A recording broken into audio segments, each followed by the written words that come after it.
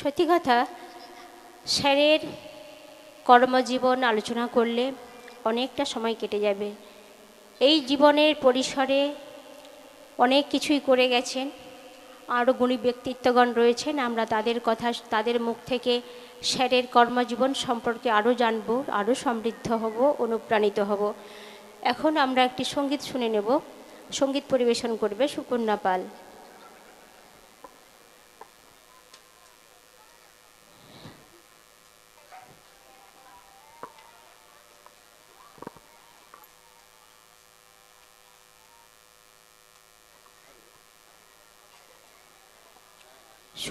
সঙ্গীত শুনবো, সঙ্গীত পরিবেশনায় সুকন্যা পাল।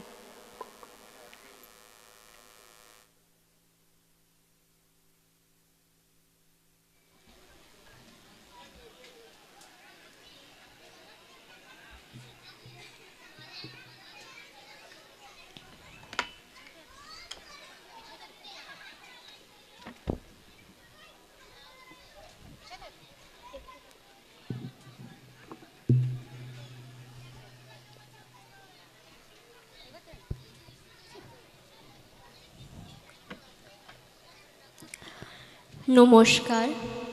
মঞ্চে উপবিষ্ট শ্রদ্ধেয় গুণীজনদের আমার প্রণাম জানাই এবং দর্শক আসনে উপস্থিত আমার সকল গুরুজনদের প্রণাম জানাই এবং ছোটদের শুভেচ্ছা জানাচ্ছি।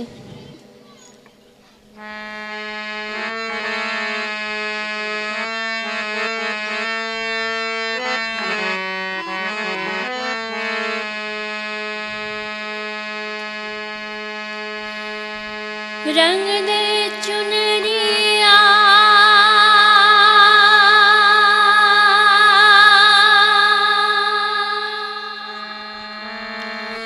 रंग दे चुनरिया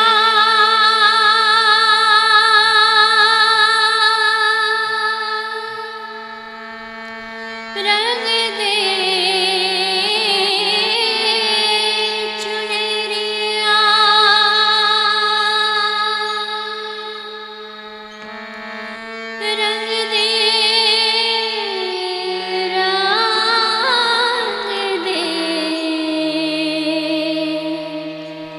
रंग दे चुनरिया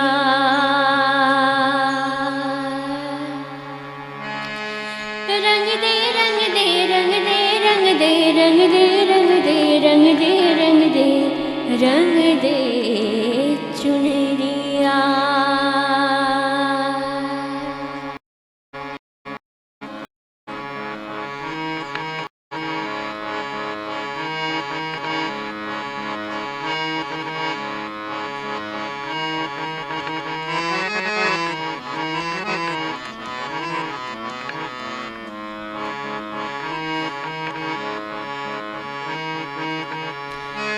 रंग दे रंग दे रंग दे रंग दे रंग दे रंग दे रंग दे रंग दे रंग दे चुनरिया रंग दे चुनरिया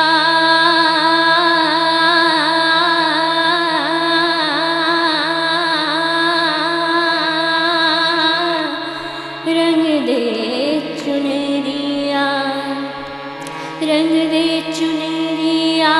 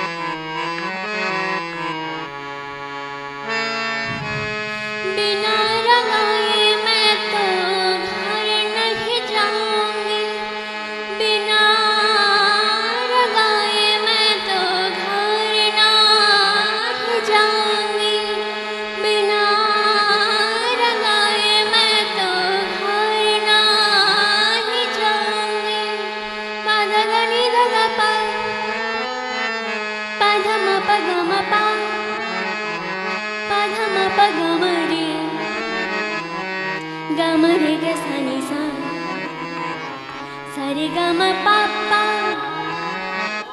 प म ग रे म म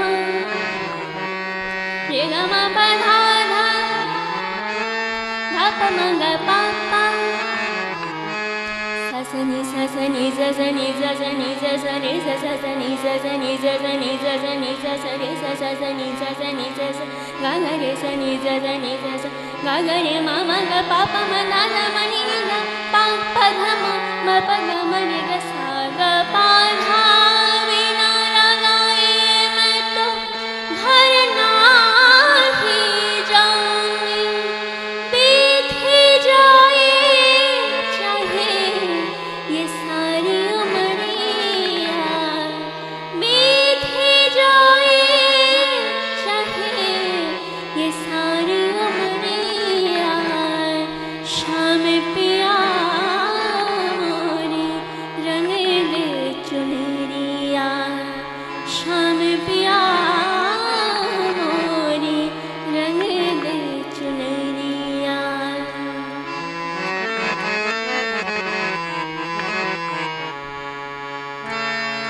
मीरा के प्रभु गिरधारी नागर जल से पतला कौन है प्रश्न है जल से पतला कौन है कौन भूमि से भारी भारी भारी भारी जल से पतला कौन है कौन भूमि से भारी कौन गगन से तेज है कौन काजल से काली प्रश्न है जल से पतला कौन है कौन भूमि से भारी कौन गगन से तेज है कौन काजल से काली उत्तर है जल से पतला पतला पतला जल से पतला ज्ञान है और पाप भूमि से भारी क्रोध गगन से तेज है क्रोध गगन से तेज है और कलंक काजल से काली रंग दे चुनरिया रंग दे चुनरिया मीरा के प्रभु गिरधारी नागर श्याम चरणान में प्रभु चरणान में हरि चरणान में लागी नजरिया श्याम पिया मोरी रंग दे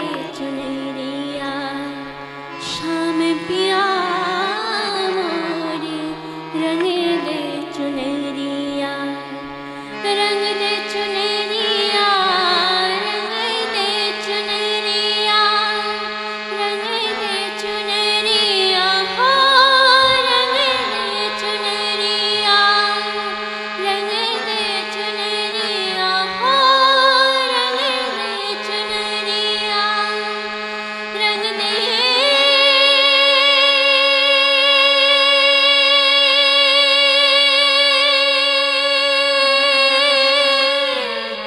रंग दे चुनरिया हो रंग दे चुनरिया रंग दे रंग दे रंग दे रंग दे रंग दे रंग दे रंग दे रंग दे चुनरिया रंग दे चुनरिया आ रंग दे चुनरिया रंग दे चुनरिया आ रंग दे चुनरिया रंग दे चुनरिया आ रंग दे चुनरिया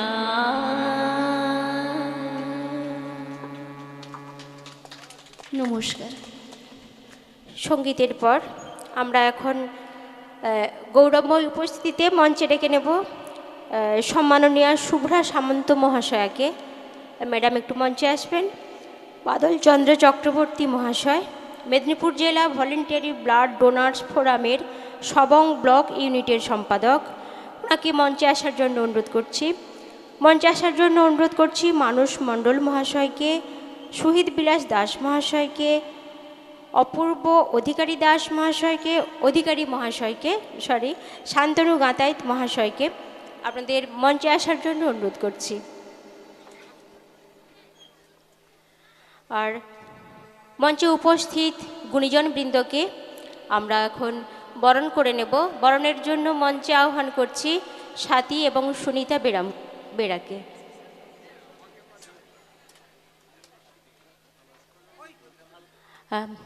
গুণীজনবৃন্দকে মঞ্চে আসন গ্রহণ করার জন্য অনুরোধ করা হচ্ছে। এখন আমরা পরপর বরণ করে নেব। বরণ করে নিচ্ছে সৌমিতা বেরা,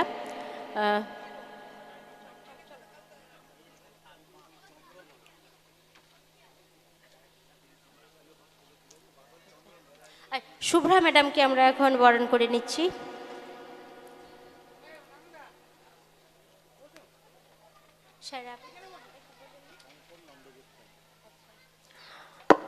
এখন বরণ করে নিচ্ছি সম্মাননীয় শঙ্কর নন্দ গোস্বামী মহাশয়কে।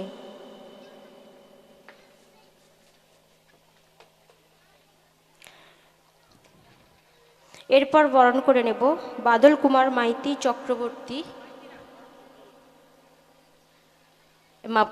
মাপ চাইছি, ক্ষমা করবেন, বাদল চক্রবর্তী মহাশয়কে, মেদিনীপুর জেলা ভলেন্টারি ব্লাড ডোনার্স ফোরামের সবং ব্লক ইউনিটের সম্পাদক, ওনাকে বরণ করে নিচ্ছি। এরপর বরণ করে নেব অপূর্ব অধিকারী মহাশয়কে, অবসরপ্রাপ্ত। তাহলে মঞ্চে যে সকল গুণীজন বৃন্দকে আমরা এখন পেয়েছি তাদের বরণ করে নিলাম। এরপর আমরা আবার সেই কিছু কথা কিছু গানে ফিরে যাব। এখন আমরা কিছু শুনব শুভ্রা ম্যাডামের কাছ থেকে। শুভ্রা সামন্ত মহাশয়া ম্যাডাম কিছু আমাদের সামনে আলোকপাত করছেন।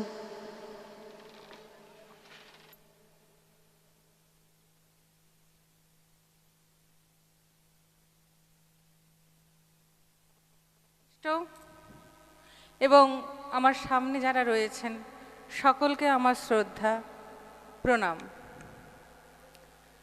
আমি এক আলোকবর্তিকার সন্ধান পেলাম। এত কাছে অথচ অজানা ছিল, যদিও আমার বালিচকে খুব একটা বেশি দিন নয়। আমি আগে গোপীবল্লভপুর গার্লস স্কুলের ম্যাডাম ছিলাম, তারপরে এখানে এসেছি। আমাকে সরাননবাবু আমাকে ডাকলেন, আমি ওটা সার্থক হয়েছে, আমার মনে ধন্য হলাম এখানে এসে। কর্মেই মর্ম পরিশুদ্ধ হয়, এটা খুব বাস্তব। আমি যত কর্মচঞ্চল থাকব তত আমার মধ্যে প্রাণ থাকবে, জীবন থাকবে। এটা আমি বুঝেছি। আমাদের একটি স্বেচ্ছাসেবী সংগঠন আছে রক্তদান এবং থ্যালাসেমিয়া শিশুদের নিয়ে, সেটার সঙ্গেও কাজ করতে গিয়ে বুঝেছি যত বসে থাকবো, যত অলসতা আমাকে গ্রাস করবে, তত আমি কর্মহীন হয়ে যাব এবং আমার মধ্যে প্রাণটাও চলে যাবে। সেই জন্য কর্মের মধ্যে থাকাটা জরুরি।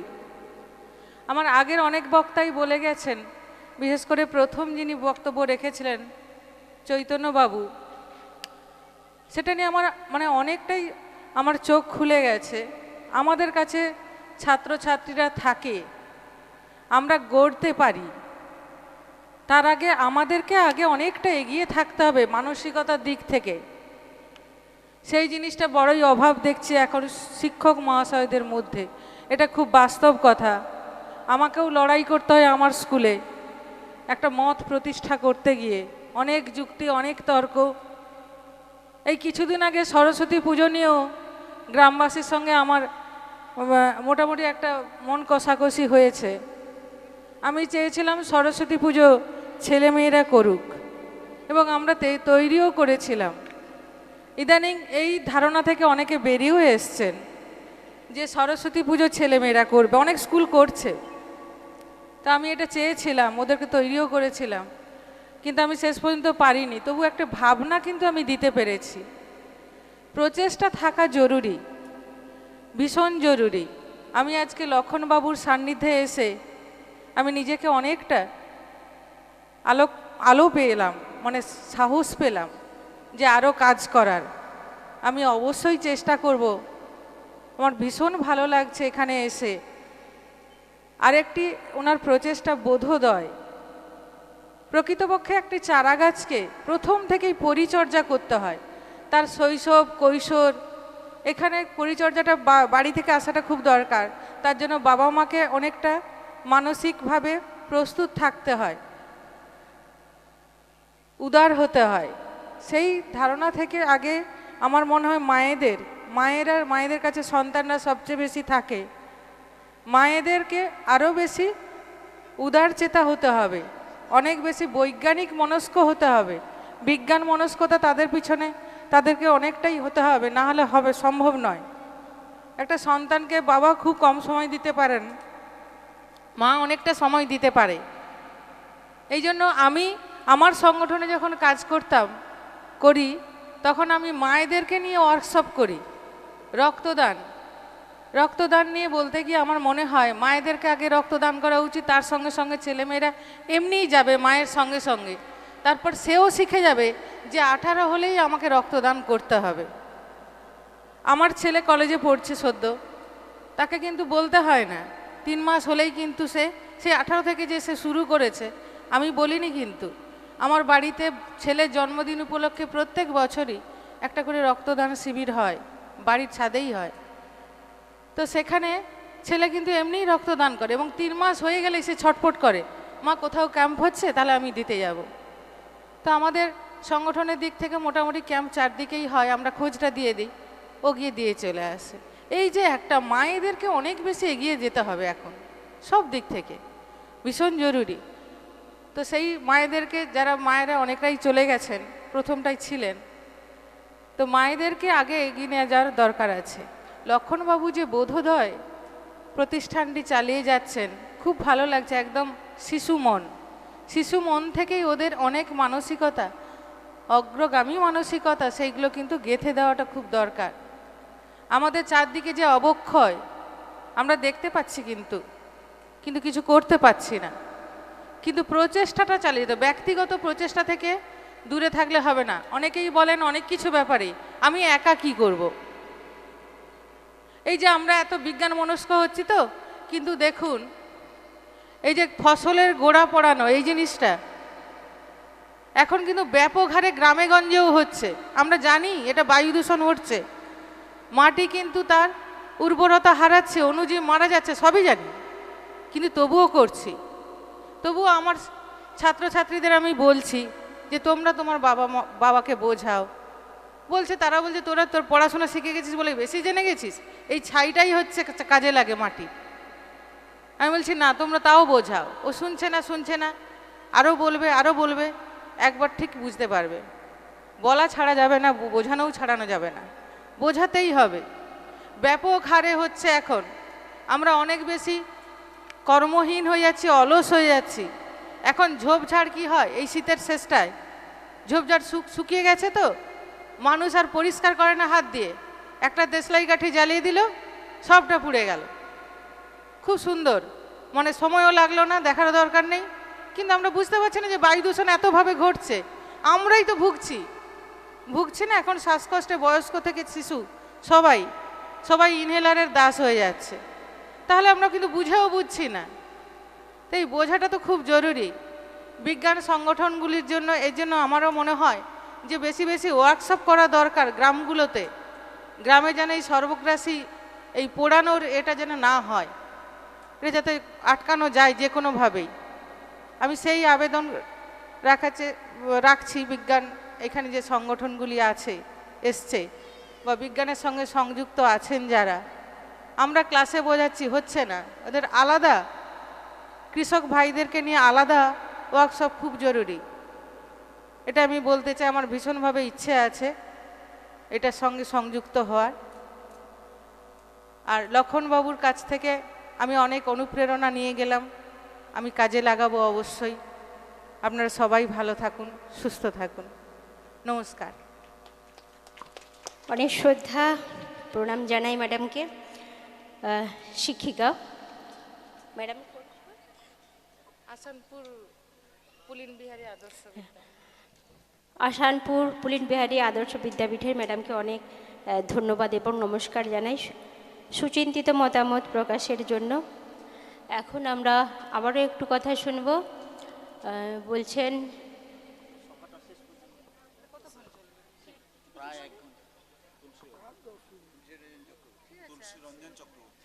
এখন আমরা কিছু কথা শুনে নেব তুলসী রঞ্জন চক্রবর্তী মহাশয়ের কাছ থেকে।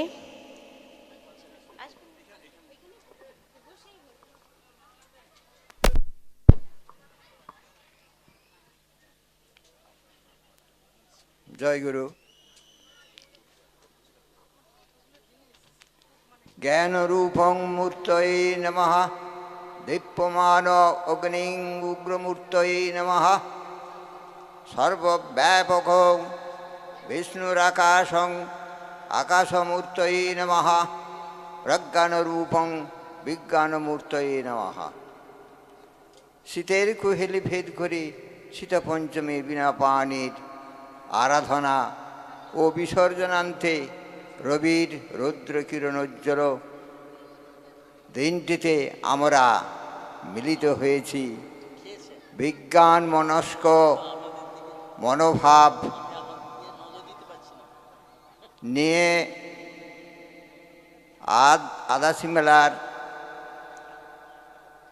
বোধোদয় সংস্থার বার্ষিক অনুষ্ঠান উদযাপনের এক মনোরম পরিবেশে বিজ্ঞান মনস্কতা সম্পন্ন মাননীয় লক্ষ্মণচন্দ্র বেরা মহাশয়ের সাদর আহ্বান এবং আমন্ত্রণে এই মহতী সভার মঞ্চে উপবিষ্ট মাননীয় সভাপতি মহোদয়, প্রধান অতিথি, অন্যান্য অতিথিবৃন্দ, সভায় আগত বিজ্ঞান মনস্ক গ্রামবাসীবৃন্দ, বোধোদয় সংস্থার সভাপতি, সহসভাপতি, সম্পাদক, সহসম্পাদক ও অন্যান্য সদস্যবৃন্দ, সবাইকে আমার প্রীতি, শুভেচ্ছা, অভিনন্দন ও ধন্যবাদ জ্ঞাপন করছি।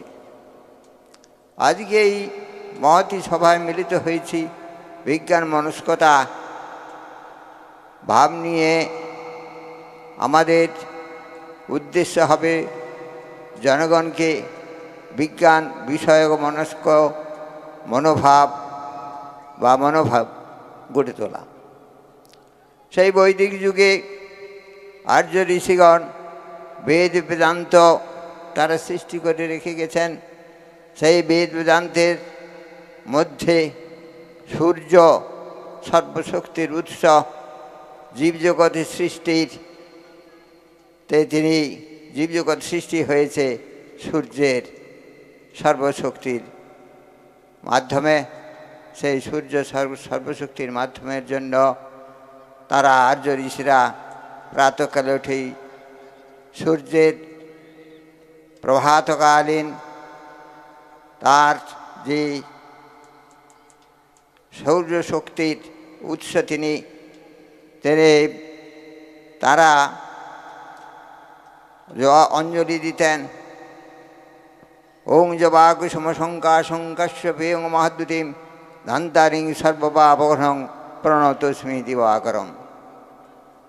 তারা বুঝেছিলেন যে সূর্য হচ্ছে সর্বশক্তির উৎস, জীবজগৎ সৃষ্টিকারী। তারপর তারা বিভিন্ন গ্রহ উপগ্রহ ইত্যাদি আলোচনা করেছেন। আমাদের সেই আর্য ঋষিরা তারা বড় বিজ্ঞানী ছিলেন।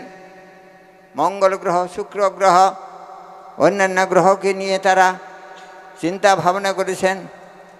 তারাও এক দিক দর্শন নিয়ে এগুলি আবিষ্কার করেছিলেন। কীভাবে আবিষ্কার করেছিলেন তার নিদর্শন আমরা পরবর্তীতে বিজ্ঞানীদের কাছে পাই। তারা মঙ্গল গ্রহকে বলছেন যে এটি লাল রঙের গ্রহ, শুক্র গ্রহ। ভোর আকাশে উঠে, আবার শীতকালে ভোর আকাশে, আবার গ্রীষ্মকালের সাঁঝতারের রূপে একটি উজ্জ্বল নক্ষত্র, উজ্জ্বল গ্রহ। এই গ্রহদের নিয়েই তারা চর্চা করেছিলেন। গ্রহদের যে অবস্থিতি নিয়েই তারা তাদের স্তুতি ইত্যাদি করেছেন আমাদের বৈদিক মন্ত্রপাঠের মধ্য দিয়ে। সেই গ্রহ এখনো পর্যন্ত সেই গ্রহদের যজ্ঞ পূজা পদ্ধতিতে আমরা গ্রহদের নিয়েই স্তুতি করি।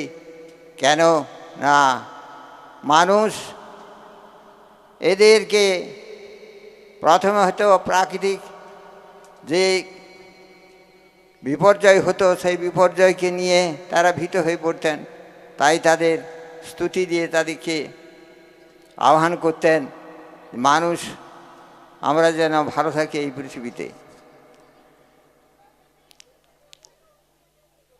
সৌরজগৎ, গ্রহমণ্ডল আচার্য ঋষিদের কাছে এক দৃষ্টান্ত স্বরূপ। আমরা আজকের যে বিজ্ঞানের মনোভাব, বিজ্ঞান যে আবিষ্কার করছে, সেই আবিষ্কারগুলো আমাদের প্রাত্যহিক জীবনে আমরা প্রয়োগ করছি। প্রাত্যহিক জীবনের মধ্য দিয়ে আমরা উপলব্ধি করছি, কিন্তু এই বিজ্ঞান আমাদের শাস্ত্র সম্মত। কেন শাস্ত্রে আমাদের যে সমস্ত নিয়ম আমরা দেখতে পাই, সেই সমস্ত আজকের বিজ্ঞানীদের মধ্যেও আমরা সেই চর্চার দেখতে পাচ্ছি। আমাদের দেশের আর্যভট্ট প্রথম বিজ্ঞানী, তিনি আবিষ্কার করেছেন। তার পরবর্তীকালে গ্যালিলিও, স্টিফেনসন, এরাও বিজ্ঞানের বিভিন্ন দিক দর্শন করেছেন। বাঙালির আচার্য প্রফুল্লচন্দ্র রায়, জগদীশচন্দ্র বোস, মেঘনাথ সাহা, তারা তাদের বিজ্ঞানের কথাগুলি বলেছেন। আমাদের দেখতে পাই যে শাস্ত্রের সঙ্গে বিজ্ঞানের ঐক্যতা। জগদীশচন্দ্রের সে ভাগীরথীর উৎস সন্ধানে যিনি হিমালয় থেকে যে নদী বয়ে আসছে তাকে জিজ্ঞাসা কর, নদী তুমি কোথা থেকে আসিয়াছ? মহাদেবের জটা থেকে। কিন্তু মহাদেবের জটা থেকে কি সত্যি এসেছে? তাই তিনি উপলব্ধি করবার জন্য তিনি উৎস সন্ধানে গেলেন ভাগীরথীর নদীতে কেন্দ্র করে, কোথায় নদী উৎস। তিনি দেখলেন সত্যিই তো একটি পাহাড়, সেটি দেখতে একটি মহাদেবের মতো, তার জটা যারে আচ্ছন্ন। সেখান থেকে পাহাড়ি ফুলের গন্ধ ভেসে আসছে, আর বাষ্প যে হচ্ছে ঝর্নার জলে, সেই ঝর্নার জলে বাষ্পটিকে দেখলেন যে একটি ধূপ ধুনা সৃষ্টি হচ্ছে। তাহলে তিনি মনে করলেন যে আর্য ঋষিরা যে দৃশ্যটি দেখেছিলেন, সেই দৃশ্য থেকে সত্যই এই নদী পাহাড়ের এক ঝর্ণা থেকে আবিষ্কার হয়ে নদী বয়ে চলেছে সাগর প্রাঙ্গণ। আজকের আমাদের এই মকর সংক্রান্তি যে মেলা হয়ে গেল সাগর দ্বীপে, সেই ভগীরথ সেই সগর রাজার পুত্রদের অভিশাপ থেকে মুক্ত করবার জন্য নিয়ে এলেন গঙ্গাকে। সেই গঙ্গা মহাদেবের জটা থেকে যেন এসেছে, অর্থাৎ হিমালয় পাহাড় পর্বতের মধ্য থেকে এসে সাগরে মিলেছেন। সেই কপিল মুনি, তিনি এক দার্শনিক, তিনি যোগশাস্ত্র প্রণয়ন করেছিলেন। সেই যোগশাস্ত্র, যোগ বিজ্ঞান আমাদের শাস্ত্রের মধ্যে রয়েছে। আদৌ সেই যোগ বিজ্ঞানের অনুশীলন আমরা করছি। ডাক্তারগণ সেই যোগ বিজ্ঞানের অনুসরণ করে বিভিন্ন রোগীদের সেই যোগাসন, প্রাণায়াম ইত্যাদি শিক্ষা দিচ্ছেন। অ্যাজমা কোনো ঔষধে সারবে না, সেই অ্যাজমাকে তারা আরোগ্যের পথে নিয়ে এসেছিলেন প্রাণায়ামের মাধ্যমে। তাদের শাস্ত্র এবং বিজ্ঞান আমরা দেখতে পাচ্ছি যে ঐক্যতা সম্পন্ন। শাস্ত্রই বিজ্ঞান, বিজ্ঞান আজকে যে আবিষ্কার করেছেন সে বিজ্ঞান আমরা মানুষের কাজে, মানুষের সহায়তা করার কাজে, মানুষের উপকারের কাজে না লাগিয়ে আমরা আমাদের কার্যসিদ্ধির জন্য, আমরা মানুষকে ধ্বংস করবার জন্য আবার প্রয়োগ করছি। সেটা কি বিজ্ঞানের আবিষ্কার? দোষ? সে কি বিজ্ঞানের অভিশাপ না আশীর্বাদ? এই কথা বলতে গেলে বিজ্ঞান আমাদের যে সমস্ত জিনিস দিয়েছে সেটা আমাদের মানুষের ব্যবহার কার্যের জন্য, মানুষের সুস্থ থাকার জন্য, কিন্তু আমরা তাকে যুদ্ধে ব্যবহার করছি, ড্রোন ব্যবহার করছি, মানুষকে মারার জন্য আগ্নেয়াস্ত্র তৈরি করছি, মানুষকে মারার জন্য, দেশ জয় করবার জন্য বিজয় বার্তাকে আহ্বান করে এই ড্রোনের সাহায্যে আমরা আমাদের দেশকে ধ্বংস করছি, মানুষকে ধ্বংস করছি। সেটা কি বিজ্ঞানের আবিষ্কারের দোষ? আমাদের বিজ্ঞান যে চেতনা এনেছিলেন আর্য ঋষিরা, তারা আমরা মহাভারতে দেখতে পাই। সেই মহাভারতের যুদ্ধ যিনি সঞ্জয় কর্তৃক প্রদর্শিত হয়েছিল ধৃতরাষ্ট্রকে দেখানোর জন্য, সেটা কোন উপায়ে? নিশ্চয়ই কোনো বৈজ্ঞানিক যুক্তিতে সেইগুলো দেখানো হয়েছিল কম্পিউটারের মাধ্যমে। সেই আজকের কম্পিউটার হয়েছে। সেই কম্পিউটার আমাদের বিজ্ঞানের সহায়তায় আমাদের অনেক কিছু জানতে পারছি, দেশ দেশের খবর ঘরে বসে জানতে পারছি। আমাদের দূর দেশের থেকে আমাদের বন্ধুবান্ধবদের কথা দেখতে পাচ্ছি ফোনের মাধ্যমে, তাদের সঙ্গে কথা বলছি। সেই বিজ্ঞানের মাধ্যমে যে আর্য ঋষিরা তারা ধ্যানস্থ হয়ে যেগুলো আবিষ্কার করেছিলেন, সেই ধ্যানের মাধ্যমে তারা ত্রিকালজ্ঞ মুনি ঋষিরা ভূত ভবিষ্যৎ বর্তমানের কথা বলতে পারতেন। তারা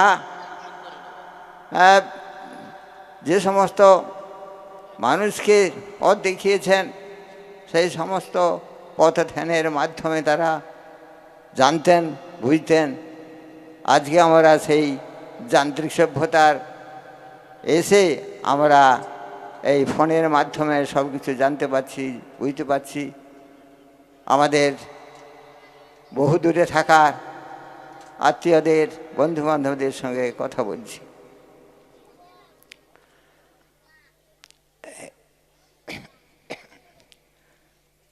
এই বিজ্ঞান মনস্কতা আমাদের জনগণকে আনতে হবে, জনগণের মাধ্যমে প্রকাশিত করতে হবে, প্রচার করতে হবে যে বিজ্ঞান শুধু বই পড়ে নয়, বিজ্ঞান শুধু বিশেষ জ্ঞান নয়, পরীক্ষা নিরীক্ষার মাধ্যমে, আমাদের যুক্তির মাধ্যমে বিজ্ঞানকে আমরা মাথায় পেতে নেব। আমাদের এই বিজ্ঞান আমাদেরকে পথ দেখাবে, মানুষকে আরও সন্ধান দিবে। সে আমরা বলেছিলাম নজরুল ইসলামের কবিতা, দেখবো এবার জগৎটাকে যুগান্তকের ঘূর্ণি, মানুষ কেমন করে ঘূর্ণিপাকে ঘুরছে। সেই সমস্ত চন্দ্রলেখে অচিনপুরে আমাদের যে সমস্ত কবিতা লিখেছেন কাব্যিকরা, যারা হচ্ছে কবি রবীন্দ্রগুরু, বিশ্বকবি রবীন্দ্রনাথ ঠাকুর, তিনিও বিজ্ঞানের অনেক কিছু লিখেছেন। সেই বিজ্ঞান তাহলে তাদের আলোচনার মাধ্যমে, কবিতার মাধ্যমে, গানের মাধ্যমে আমরা বিজ্ঞানকে জানতে পারছি বিজ্ঞান কতদূর অগ্রসর হয়েছে এবং অগ্রগতির পথে আমাদেরকে নিয়ে যাবে। আজকের এই লক্ষ্মণবাবুর প্রচেষ্টায় যে বোধোদয় সংস্থায় যে অনুষ্ঠানটি হচ্ছে, বিজ্ঞান মনস্ক ভাবাপন্ন যারা এসেছেন তারা এই মনোভাব নিয়ে আমাদের প্রস্তুত হতে হবে। আগামী প্রজন্মের প্রত্যেক শিশুকে, জনগণকে বোঝাতে হবে বিজ্ঞান যুক্তির সাহায্যে আমাদেরকে জানতে হবে, যুক্তির দ্বারা আমরা কথাগুলি মানব, যুক্তি যেখানে নেই সেই কথাগুলিকে আমরা মানব না। কিন্তু শাস্ত্রে ঠিক কথা বলা রয়েছে, কিন্তু আমরা সেই শাস্ত্রের কথা আদৌ আমল দেই না। আমরা নিজেরা তাকে অন্যভাবে ব্যবহার করে, শাস্ত্রের ব্যাখ্যাকে অপভ্রংশ করে আমরা ব্যবহার করে চলেছি, যার জন্য আমাদের এই কুসংস্কারগুলোকে পরিত্যাগ করতে হবে। তবেই আমরা যুক্তিবাদীদের মতো যুক্তির নিয়ে আমরা এগিয়ে যাব। আমাদের আগামীতে চড়াইবীতি হবে। এই অনুষ্ঠান আজকের আমাদেরকে জাগ্রত করবে বিজ্ঞান মনস্কতা।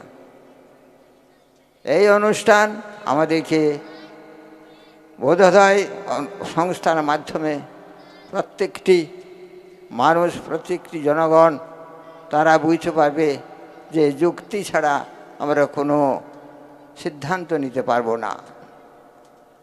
আমরা অনেকগুলো কুসংস্কার বলে ভাবি, কিন্তু সেগুলো কুসংস্কার নয়।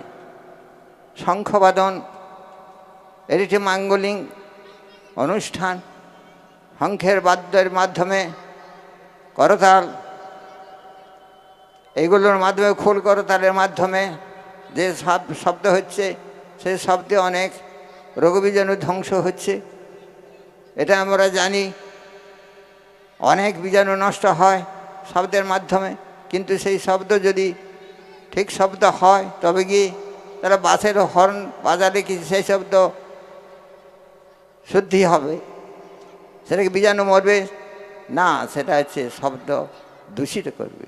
এইভাবে আমাদের আজকে বায়ু দূষণ, শব্দ দূষণ, আমাদের জল দূষণ, আমরা কীটনাশক ব্যবহার করে যে জল দূষণ করছি, সেগুলোকে আমাকে সংরক্ষণ রাখতে হবে, সেগুলিকে আমাকে লক্ষ্য রাখতে হবে যাতে বায়ু দূষণ না হয়, শব্দ দূষণ না হয়, জল দূষণ না হয়। তবে এই আমরা এই পৃথিবীতে সুস্থ এবং ভালোভাবে বাঁচার জায়গায় থাকব। নাহলে আমাদের রোগ আমাদের আক্রমণ করছে, সেই রোগ আক্রমণের কবল থেকে রক্ষা করতে গেলে আমাদের বিজ্ঞান মনস্কতা আমাদের বাড়াতে হবে, আমাদের জানতে হবে।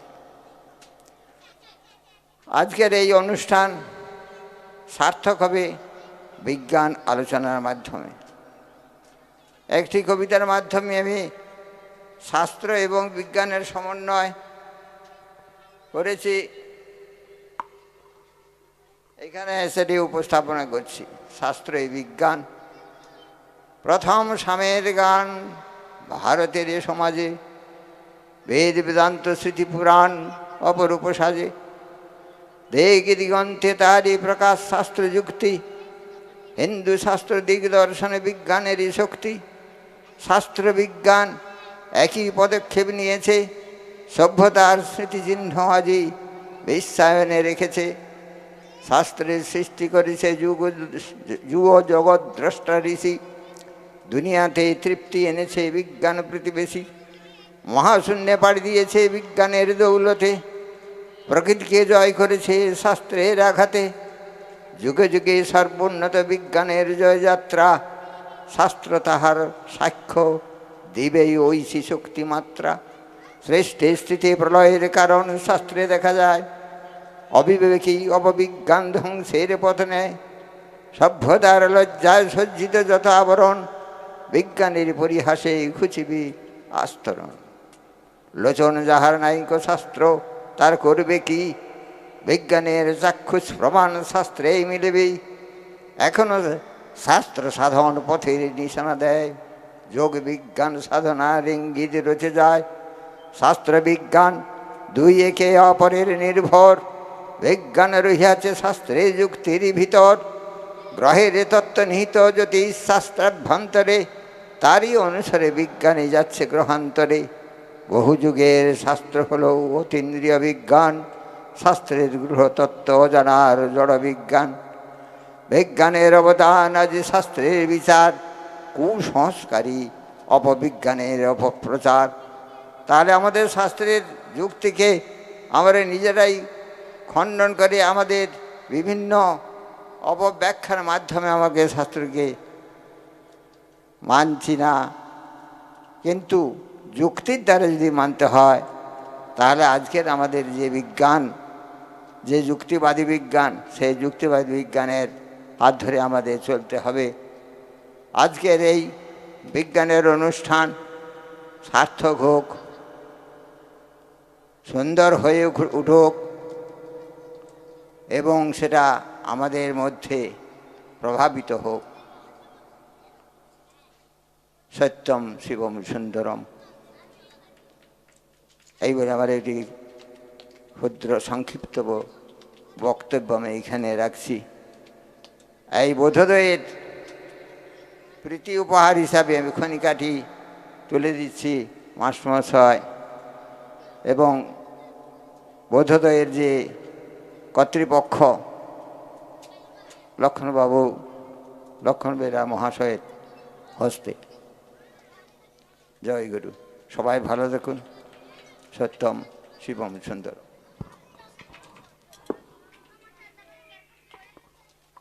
স্যারকে ভূমিষ্ঠ প্রণাম জানাই। আর সেই সঙ্গে স্যারের উপহার স্যার নিজেই আমাদের লক্ষণ স্যারের হাতে তুলে দিবেন। তাই স্যারকে, লক্ষণ স্যারকে একটু মঞ্চে আসার জন্য অনুরোধ করছি।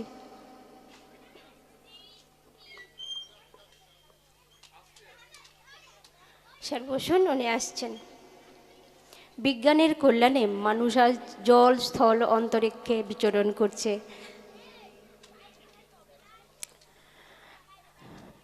সময় অনেকটা অতিবাহিত হয়ে গেছে, অনেকেই কর্মব্যস্ত। তাই এখন আমরা স্যারের আস্তে আস্তে শ্রদ্ধেয় শহীদ বিলাস দাস মহাশয়কে মঞ্চে আসার জন্য অনুরোধ করছি।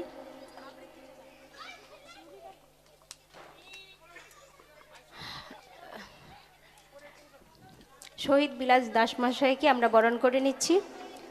বরণের জন্য মঞ্চে আহ্বান করছি সুনিতা বেরাকে আর শিউলি বেরাকে। স্যারকে বরণের পরে শিউলি চলে এসো। আমরা সম্মাননীয় শহীদ বিলাস দাস মহাশয়কে বরণ করব এবং বরণের পরপরই আমরা শিউলির কাছ থেকে একটা আবৃত্তি শুনে নেব। শিউলি মঞ্চে এসো।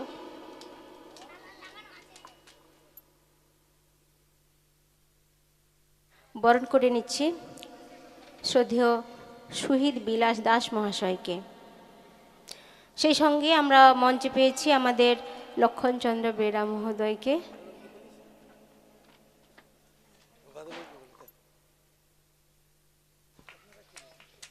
উনার হাতে স্যার উনার উপহার তুলে দিচ্ছেন। এক স্মরণীয় মুহূর্ত। প্রত্যেকে করতালির দ্বারা আমরা সম্বর্ধিত করব। অনেক বেশি বয়সে সম্মানীয় তুলসী কুমার চক্রবর্তী আমার অনেক বয়োজ্যেষ্ঠ। আমি ছোটোবেলা থেকে, মানে যখন থেকে নারায়ণবাড়ি স্কুল যাওয়া শুরু করি, সেই সময় থেকে ওনার সঙ্গে আমার পরিচিতি। না, আমার সঙ্গে না, না না না না, আপনি আমার থেকে অনেক বড়। উনি আমার থেকে বড়, বয়সে বড়। উনি স্মৃতিভ্রংশ হয়েছেন, মানে বলছেন যে আমি যেন ওনার সঙ্গে বিএড পড়েছি। না, এটা না। ওর পালপাড়া স্কুলে আপনি তখন শিক্ষক, আমি তখন বেকার। তাই কি? হ্যাঁ হ্যাঁ, সেটাই হতে। সেটা সেটা সেটা হয়েছে, তো হতে পারে তাহলে, তাহলে হতে পারে। আমি বলি কি হলো, হ্যাঁ হ্যাঁ হ্যাঁ হ্যাঁ। আচ্ছা আচ্ছা আচ্ছা আচ্ছা আচ্ছা আচ্ছা আচ্ছা, হ্যাঁ তা হতে পারে। ঠিক আছে, তখন আমারই স্মৃতিভ্রংশ হয়েছে তাহলে, হ্যাঁ উল্টে সেটাই। যাই হোক, স্যারের সঙ্গে আলাপ সেই সময় থেকে যদি থেকেও থাকে, তারপরে কিন্তু ঘনিষ্ঠতা হয়েছে ভালো করেই। সরানবাবু বাড়ির কাছেই ওনার বাড়ি, আর সরানবাবুর সঙ্গে যোগাযোগের ভিত্তিতেই ওনার সঙ্গে আরও বেশি করে ঘনিষ্ঠতা হওয়া, এবং আজকের এই অনুষ্ঠানের আসার যে প্রেক্ষাপট সেটাও এইভাবেই, সরানবাবুর সঙ্গে ঘনিষ্ঠতার ভিত্তিতে ওনার কাছেই যাওয়া এবং ওনাকে আজকে পাওয়া, এবং এই যে পাওয়া, এটা আমার একটা পরম প্রাপ্তি। এইরকম একটা দিনে ওনাকে পেয়েছি, ওনার কাছে অনেক কথাও শোনা গেল, এবং উনি তার যে নিজের রচিত বইখানিও আমার হাতে তুলে দিলেন। এটি আমার কাছে স্মরণীয় হয়ে থাকবে এবং জীবনের আমার শেষ দিন পর্যন্ত মনে থাকবে। ওনাকে আমার পক্ষ থেকে আন্তরিক সম্মান এবং প্রণাম জানাই। নমস্কার। একেই বলে ওল্ড ইজ গোল্ড। সত্যি, মানে আমিও বসে ভাবছিলাম যে এই বয়সে স্যার কীরকম এখনও পড়াশুনো করেন, সমানে কিভাবে বলে যাচ্ছেন থরলি, যেটা আমাদের সত্যি অবাক করে, অনুপ্রাণিত করে। আমাদের শেখা উচিত, কত কিছু শিখব, কত সমৃদ্ধ হব এই সকল মহতী অনুষ্ঠানে যদি আমরা অংশগ্রহণ করি। এখন আমরা আবৃত্তি শুনব। আবৃত্তি পরিবেশন করছে শিউলি বেরা।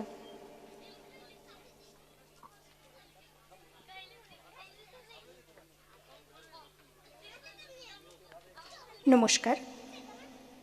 কবিতা রাস্তা কারো একার নয়, কবি বীরেন্দ্র চট্টোপাধ্যায়। ধর্ম যখন বিজ্ঞানকে বলে রাস্তা ছাড়ো, বিজ্ঞান কি রাস্তা ছেড়ে দেয়? পোপের ভয়ে দেশান্তরী হয়েছিলেন লিওনার্দো দা ভিঞ্চি। সারা দিন একটা অন্ধকার ঘরের মধ্যে পায়চারি করতেন গ্যালিলিও গ্যালিলি। তাকে পাহারা দেবার জন্য বসে থাকত একজন ধর্মের পেয়াদা, যার চোখের পাতা বাতাসেও নড়ত না। বিজ্ঞান কি তখন থেমেছিল? তীর্থের পাণ্ডাদের হই হই, তাদের লাল চোখ কি পেরেছিল পৃথিবীকে ব্রেঞ্চের উপরে দাঁড় করিয়ে সূর্যকে তার চারিদিকে উঠবোস করাতে? ধর্ম যতদিন মানুষকে বেঁচে থাকার সাহস দেয়, ততদিন রাস্তা নিয়ে কারোর সঙ্গে তার ঝগড়া থাকে না। রাস্তা কারো একার নয়, বরং তাকেই একদিন রাস্তা ছেড়ে দিতে হয় যার স্পর্ধা আকাশ ছুঁয়ে যায়। বিজ্ঞান যখন প্রেমের গান ভুলে ভাড়াটে জল্লাদের পোশাক গায়ে চাপায়, আর রাজনীতির বাদশারা পয়সা দিয়ে তার ইজ্জত কিনে নেয়, আর তার গলা থেকেও ধর্মের ষাঁড়েদের মতোই কর্কশ আদেশ শোনা যায়, রাস্তা ছাড়ো, নইলে। পৃথিবীর কালো সাদা হলুদ মানুষের গান, তাদের স্বপ্ন, এক মুহূর্ত সেই চিৎকার শুনে থমকে তাকায়। তারপর যার যেদিকে রাস্তা, সেই দিকে মুখ করে তারা সামনে, আরও সামনের দিকে এগিয়ে যায়। কেউ কাউকে রাস্তা ছেড়ে দেয় না। যতদিন এই পৃথিবীতে গান থাকে, গানের মানুষ থাকে, স্বপ্ন থাকে, কেউ কাউকে রাস্তা ছেড়ে দেয় না। কেউ কাউকে রাস্তা ছেড়ে দেয় না। নমস্কার। ভীষণ ভীষণ সুন্দর হয়েছে। ওর শ্রীবৃদ্ধি ঘটুক এই কামনা করি আজকের এই মহতী অনুষ্ঠানে। আমাদের নিজেদের রাস্তা নিজেদের ঠিক করে নিতে হবে, নিজেদের অধিকার নিজেদের প্রতিষ্ঠিত করে নিতে হবে। এখন আমরা মঞ্চে ডেকে নেব সম্মাননীয় স্বপন মাইতি মহাশয়কে, ভাস্বর, নিউটন, কলকাতা। স্যারকে মঞ্চে আসার জন্য অনুরোধ করছি। স্যার একটু মঞ্চে আসুন, আর সেই সঙ্গে একটা বক্তব্য নিয়ে নিই, ততক্ষণ আস্তে আস্তে স্যারের।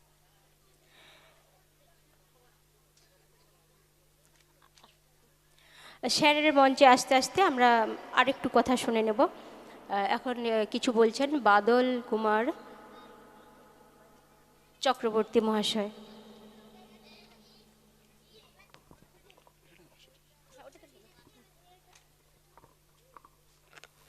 শ্রদ্ধাভাজন সভাপতি মহাশয়, মঞ্চে উপবিষ্ট প্রণম্য শ্রদ্ধেয় বিশিষ্ট গুণীজন, সম্মুখে উপস্থিত বিভিন্ন ক্ষেত্রে পারদর্শী বিশিষ্ট গুণীজন, সর্বোপরি বোধোদয়ের ষষ্ঠ বৎসরে যিনি স্রষ্টা শ্রদ্ধেয় লক্ষণচন্দ্র বেরা মহাশয়, যিনার এই মঞ্চে উপস্থিত হয়ে আমারও এক বোধোদয়, আমারও আলোর দিশা শ্রদ্ধেয় লক্ষণবাবু, সবাইকেই যথাযোগ্য শ্রদ্ধা প্রণাম জ্ঞাপন করে এই মঞ্চে দুটো কথা বলবো, বলার অবকাশ নেই।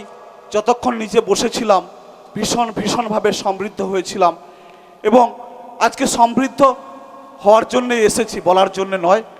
তাহলেও একটি কথা বলবো, না বললে ভুল হবে।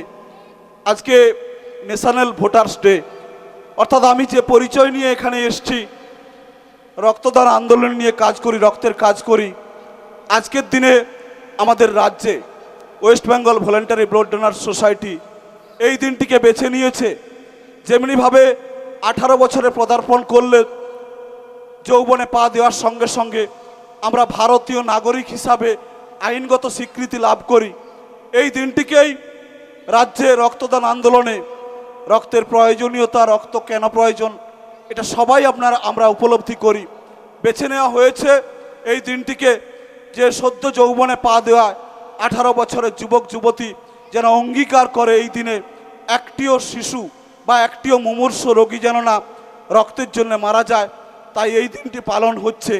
এই দিনে মঞ্চে থাকতে পেরে আহ্বান জানাবো, আমরা যখন 18 বছরে পদার্পণ করে আমাদের নাগরিকত্বের পরিচয় নিচ্ছি, দেশ গড়ার জন্য, দেশের ভবিষ্যৎ গড়ার জন্য অঙ্গীকার নিচ্ছি, ভোটাধিকারের অগ্রাধিকার পাচ্ছি, তেমনিভাবে মুমূর্ষ রোগীকে বাঁচানোর জন্যে আমরাও যেন অগ্রাধিকার পাই, অঙ্গীকার করি যে একজনও যেন না রক্তের জন্য না মারা যায়। আর যেটা বলবো, না বললে নয়, সদ্য তুলসীবাবু বলেছিলেন, সরানবাবু রয়েছেন, সবাই সমস্ত বিশিষ্ট গুণীজনেরা। সর্বোপরি আমার আরও একভাবে পরিচয় লক্ষণবাবুর সঙ্গে বনাই বিদ্যাসাগর স্মৃতিরক্ষা কমিটির জন্মলগ্ন থেকে উনি রয়েছেন। তুলসীবাবুর কথা বলতেই হয়, 2013 সাল থেকে আমাদের সবঙ্গে সাধারণ জ্ঞান অন্বেষণ অভিজ্ঞা অ্যান্ড কালচারাল সোসাইটি একটা সোসাইটি চলছে, যার মাধ্যমে প্রত্যেক বৎসর প্রায় 1,500 থেকে 2,000 ছাত্র কম্পিটিটিভ এক্সাম দেয়। তিনার প্রতিষ্ঠাতা তুলসীবাবু এবং সর্বোপরি লক্ষণবাবুর যে কর্মকাণ্ড, দ্বীপ জলুক যে বইখানি হাতে পেলাম, তাতে যে কর্মপরিধি, যা কিছু অল্প পরিসরে লক্ষ্য করলাম, এই মানুষের, ওনার মতো মানুষের সান্নিধ্যে আসতে পড়ে নিজেকে ভীষণ গর্ব অনুভব করছি, ধন্য অনুভব করছি। আর বক্তব্যের অবকাশ নয়, বোধোদয়ের বার্তা আগামীর জন্যে যে ডিসিপ্লিন নিয়ে ছোট শিশুদের গড়ছে, সেই জায়গায় আসতে পেরে নিজেকে আবারও ধন্য এবং গর্ব অনুভব করছি। এই কয়েকটি কথা বলে মঞ্চে উপবিষ্ট শ্রদ্ধেয় সমস্ত গুণীজনদের আমার ভূমিষ্ঠ প্রণাম, সম্মুখে গুণীজনদের আমার শ্রদ্ধা প্রণাম জানিয়ে আমার বক্তব্য শেষ করলাম। নমস্কার। ধন্যবাদ, নমস্কার জানাই বাদল কুমার চক্রবর্তী মহাশয়কে। এরপর আমরা আবারও কিছু কথা শুনে নেব। এখন রঞ্জন মিশ্র মহোদয় সম্মাননীয় কিছু বলছেন।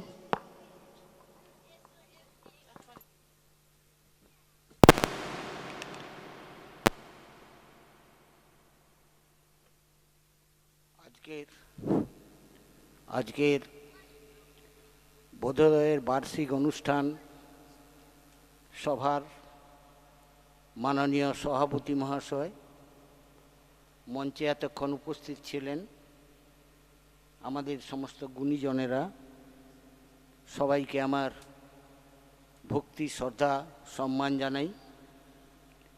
আমার সম্মুখে উপস্থিত আছেন অনেক প্রাক্তন শিক্ষক তাদেরও শ্রদ্ধা সম্মান জানাই। ছোট ছোট বোধোদয়ের যে সমস্ত ছাত্রছাত্রীরা আছে তাদের প্রীতি শুভেচ্ছা জানিয়ে খালি দু চারটা কথা আপনাদের কাছে বলবো। প্রথম কথা হচ্ছে, এই যে বোধোদয়ের স্রষ্টা প্রাক্তন নারায়ণবাড় হাই স্কুলের শিক্ষক লক্ষণ বেরা মহাশয়, তার জীবনশৈলী খালি শিক্ষকতা নয়, শিক্ষকতার পরেও তার কর্মজীবন শেষ হওয়ার পরও সমাজকে কিছু আলোকপাত করতে চান, সমাজকে কিছু দিতে চান। তার যে ব্রত, সেই ব্রত নিয়ে তার মত এবং পথকে এগিয়ে নিয়ে যাওয়ার তিনি চেষ্টা করছেন। তার জন্য অসংখ্য ধন্যবাদ এবং অভিনন্দন জানাই। উপস্থিত আছেন অনেক প্রগতিশীল এবং বিজ্ঞান মনস্ক মানুষজন। এই কথাটা কেন বললাম, যে উপস্থিত ছিলেন আমাদের এই মঞ্চে, এখন আর নেই, পঞ্চানন প্রধান মহাশয়, যিনি আজকের দ্বীপ জ্বলুক এই বইটি প্রকাশনা করলেন। তার বক্তব্যে এই সমাজ সম্পর্কে কিছু বিষয় এখানে উত্থাপন হয়েছিল। আমি খালি একটা কথা বলবো, যে সেই কবে লেনিন বলেছিলেন, চেতনা বিপ্লব আনে, শিক্ষা চেতনা আনে, চেতনা বিপ্লব আনে। একটা গণসঙ্গীতে সেদিন শুনেছিলাম, চেতনায় আঘাত হানো। আজকের এই সভায় দাঁড়িয়ে আমার চেতনার আজকে আমি অনেকটা সমৃদ্ধ এবং আঘাত হানতে পারছি।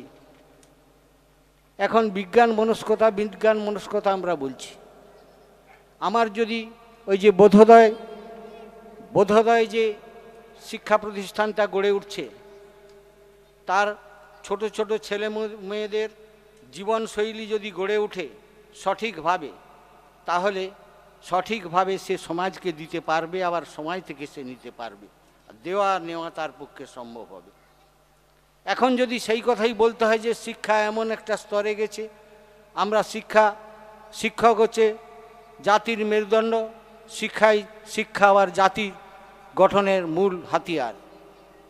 সেই শিক্ষায় আমরা দাঁড়িয়ে এই সমাজ ব্যবস্থার মধ্যে দেখছি এই মুহূর্তে আমরা বাংলায় 8,000 স্কুল উঠে যাচ্ছে।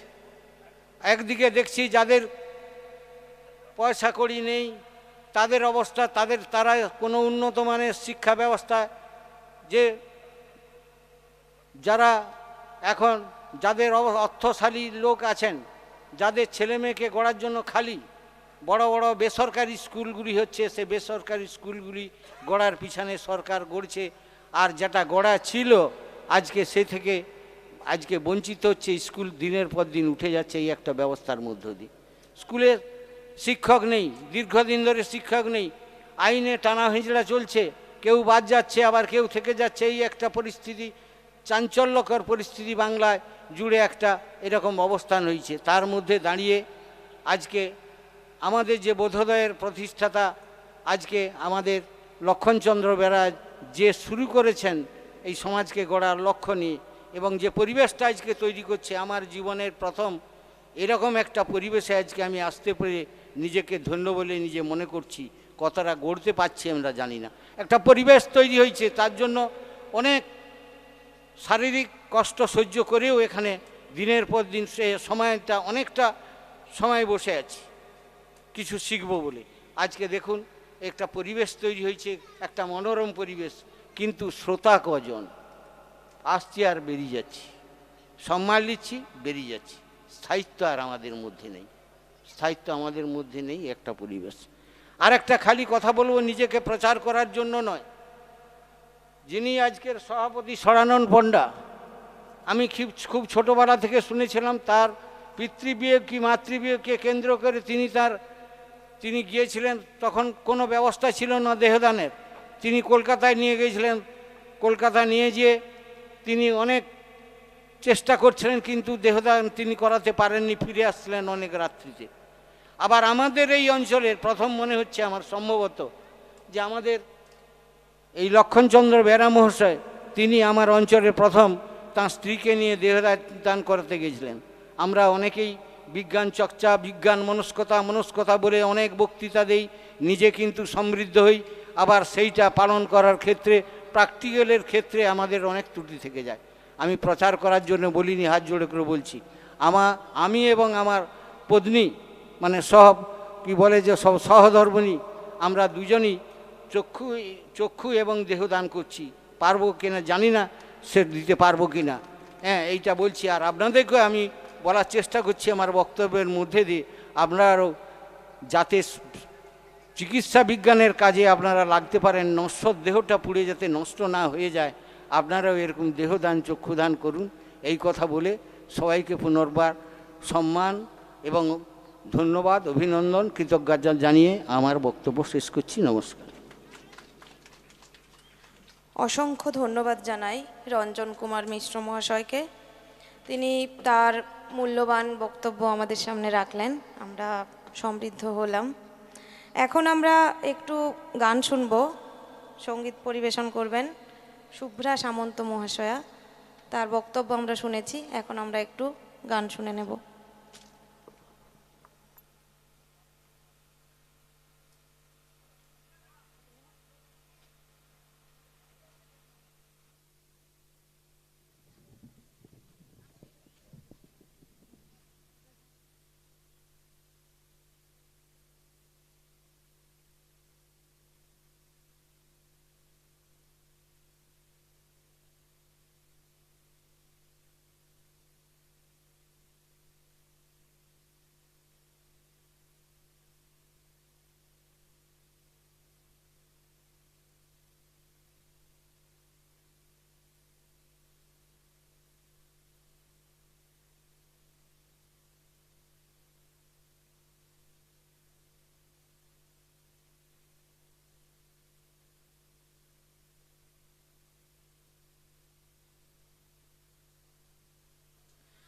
এই এমন একটা সময়, বসন্ত সমাসন্ন, মানে ঝরা পাতা ঝরে যাবে, কচি পাতা আবার জাগবে।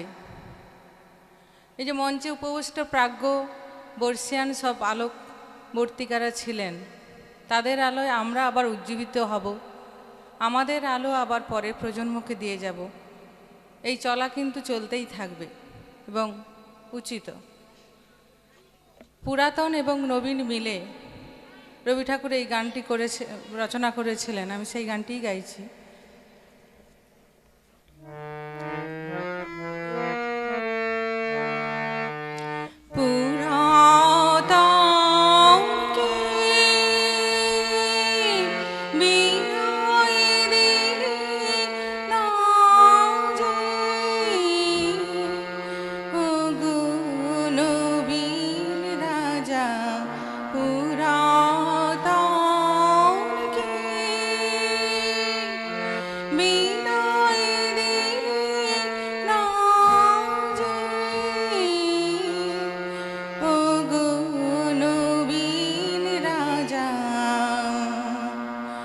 শুধু বাঁশি তোমার, শুধু বাঁশি তোমার বাজালে তার পরাণ মাঝে, ওগো নবীন রাজা পুরাতন কে বিদায় দিলে না যে, ওগো নবীন রাজা। মন্ত্র যে তার লাগলো প্রাণে, মোহন গানে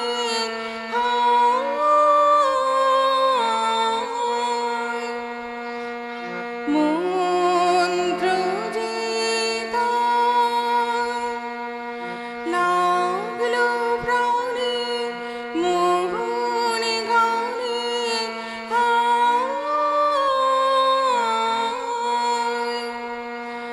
বিকশিয়া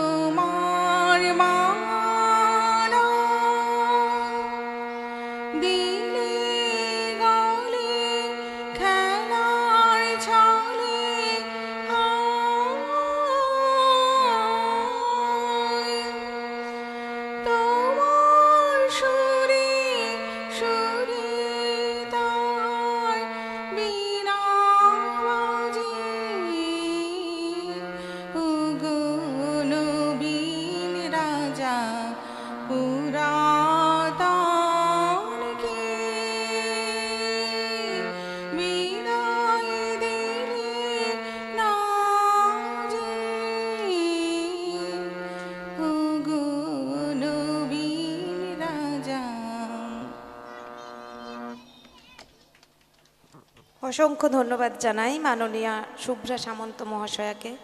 তিনি একটা খুব সুন্দর সঙ্গীত পরিবেশন করলেন। এখন আমরা কিছু শুনে নেব। আমাদের মধ্যে পেয়েছি মাননীয় শঙ্কর নন্দ গোস্বামী মহাশয়কে। তাকে আমি কিছু বলার জন্য অনুরোধ করছি।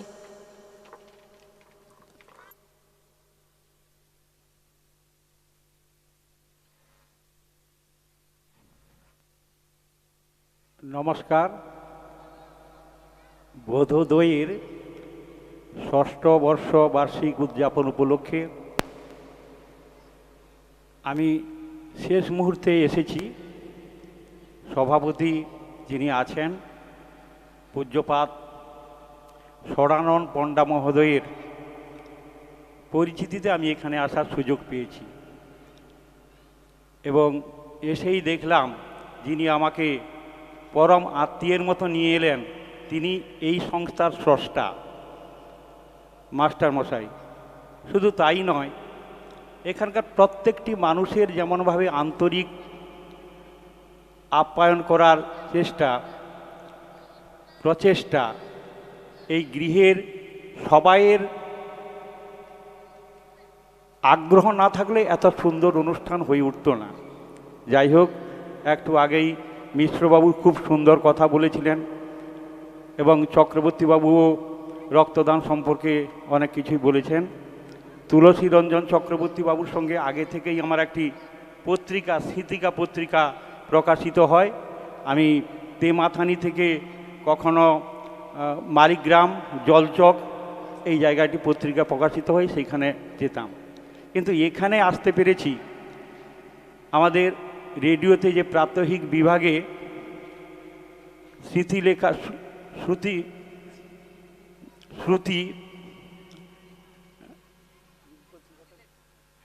শ্রুতি লেখা এই পত্রিকাটি প্রকাশিত হওয়ার পর ষড়ানন পণ্ডবাবু আমার একটা ঠিকানা পেয়েছিলেন। সেখানে লেখা ছিল ভাণ্ডারে তব বিবিধ রতন, যেটা প্রাত্যহিক রেডিওতে পাঠ হয়েছিল।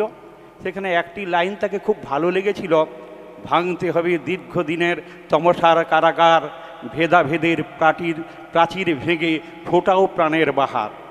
তিনি সেখানে আমাদের নাম দেওয়া থাকে, সেই নামে যোগাযোগ করেছিলেন এবং এসেই আমি একটা নতুন আবিষ্কার করলাম।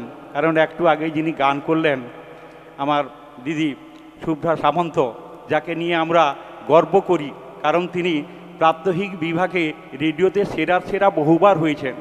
শুধু যে পদক প্রাপ্ত স্কুলের শিক্ষিকা তা নয়, তিনি তার বিদ্যালয়কে এমনভাবে গঠিত করেছেন বিদ্যালয়ের ছাত্রছাত্রীদের, যেটা আমরা বহুভাবে পেয়েছি। আমার নিজের অভিজ্ঞতার কথা একটা বলি। আমি প্রাত্যহিক বিভাগে যাচ্ছি, সেখানে সম্মেলন হচ্ছে, আমি নেমেছি, এরকম ধুতি পরা আছে, ঠিক শহরে চলা খুব কষ্টকর। দিদির ছেলেও যাচ্ছে, মোবাইলের স্থানটা খুঁজে নিয়ে খুব দ্রুত বেগে হেঁটে চলেছে। দিদি কিন্তু ঠিক মা যেমন ছেলের হাত ধরে আমাকে ধরে বলছেন, আসুন, আপনি এখানে সেখানে বলে এখনই কেউ ঠুকে দিবে, তখন দেখবেন আর বাড়ির লোকের আর কান্নার সীমা থাকবে না। সত্যি কথা বলছি, সুন্দরভাবে নিয়ে এসে আমাদের সেই প্রাত্যহিক সম্মেলনে পৌঁছে দিয়েছিলেন। যারা লিখেন, যারা গান করেন, শুধু তাই নয়, তাদের মনটাও কত সুন্দর। রবীন্দ্রসঙ্গীত করলেন, পরিবেশটা ভরে গেল। কারণ নবিদ্যা সঙ্গীত উপর সুরই করে সৃষ্টি, সুর যখনই হয় বেসুর তখনই জন্ম নেয় অসুর। তাই তো অসুরের এত ছড়াছড়ি, তাকে আবার সুরের জগতে যদি আনা হয় তাহলেই খুব সুন্দরভাবে আমরা একটা সুন্দর পৃথিবী পেতে পারি। আর রবি ঠাকুর তিনি তো সর্বশ্রেষ্ঠ, কারণ সত্যেন্দ্রনাথ দত্ত বলছেন, জগৎ কবি সভাই মোরা তোমার করি গর্ব, বাঙালি আজ গানের রাজা, বাঙালি নহে খর্ব। বিশ্বের কাছে, বিশ্বের দরবারের কাছে তিনি পৌঁছে দিয়েছিলেন আমাদের এই সাহিত্য সম্ভারকে। যাই হোক, অনেকেই রয়েছেন, তাদের সামনে আমার বলা ঠিক প্রদীপ জেলে সূর্যকে দেখানোর মতো। তাই আমি বেশি কিছু না বলে এখানে এসে সমৃদ্ধ হলাম। যারা উপস্থিত হয়েছেন, যারা এই কথাগুলি দূরে শুনছেন, তাদের সবাইকে যথাযোগ্য স্থানে আমার ভক্তিপূর্ণ প্রণাম, শ্রদ্ধা, বৈদিক অভিনন্দন জানিয়ে ঋষিকবি রবীন্দ্রনাথ ঠাকুরের সেই কথা দিয়েই শেষ করি। এই পাঠশালায় যেন মালির মতো কাজ করেছেন শিক্ষক শিক্ষিকাগণ এবং বিভিন্ন ভাবে ছাত্ররা এসে বিকশিত হবে, প্রস্ফুটিত হবে। তাই বলি, ধরাই উঠেছে ফুটে কুন্দ শুভ্র ফুলগুলি, নন্দনের এনেছে সংবাদ, ইহাদের করো আশীর্বাদ। নমস্কার। অসংখ্য ধন্যবাদ জানাই মাননীয় শঙ্কর নন্দ গোস্বামী মহাশয়কে। তিনি অত্যন্ত আন্তরিকভাবে খুব অল্প কথায় আমাদের সামনে কিছু বিষয় উপস্থাপন করলেন। সত্যি আমারও খুব মন ছুঁয়ে গেছে, ওনাকে আমি অসংখ্য ধন্যবাদ জানাই। এখন আমরা একটু ভিন্ন ধরনের অনুষ্ঠান দেখব। আমরা আমাদের সঙ্গে পেয়েছি মাননীয় চৈতন্যচরণ দাস অধিকারী মহাশয়কে, প্রাক্তন প্রধান শিক্ষক, নারায়ণবাড় হাই স্কুল। তো এইটা ওনার যেমন একটা পরিচয়, তেমনি আমি জানি বাবার আজকে যে বইটা প্রকাশিত হয়েছে, এই বইটা প্রকাশ করার জন্য কি অমানসিক পরিশ্রম উনি করেছেন সেটা বাবা ছাড়া বোধহয় আমি একটু ভালো করে উপলব্ধি করতে পেরেছি। কারণ আমরা জানি একটা বই লেখা, তাকে প্রকাশ করা, তাকে সাজিয়ে তোলার জন্য কী ধরনের পরিশ্রম করতে হয়, যারা এই ধরনের কাজের সঙ্গে যুক্ত তারা খুব ভালো করেই জানেন। তো ওনার ঋণ তো শোধ করার মতো নয়, বাস্তবিকই কোনো ঋণই সেইভাবে শোধ করা যায় না। তাও বাবা তার কৃতজ্ঞতা স্বরূপ একটা ক্ষুদ্র উপহার তাকে দিতে চান। আমি মাননীয় চৈতন্যচরণ দাস অধিকারী মহাশয়কে একটু সামনে এগিয়ে আসার জন্য অনুরোধ করছি। বাবা তার কৃতজ্ঞতা স্বরূপ আপনাকে একটা উপহার দেবেন।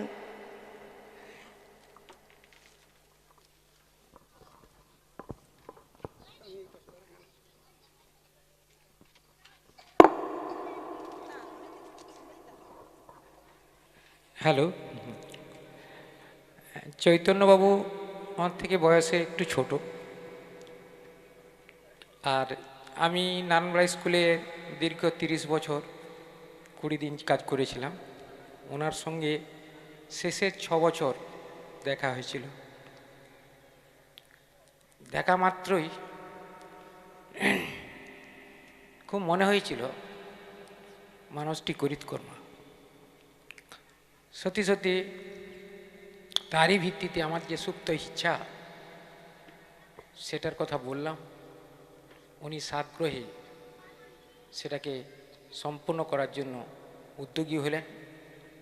এবং আমার সেই সময়কার যে কাজগুলি সেগুলো ওনার মন খুব ছুঁয়ে গেছে, যার ফলে রিটায়ার্ডের পরে যখন আমি আগে থেকে সুপ্ত যে ইচ্ছাটা পূরণ করার কথা ভেবেছিলাম, সেটা তো ওখানে নারায়ণবাড়ি পূরণ হলো, মানে মূর্তি প্রতিষ্ঠা।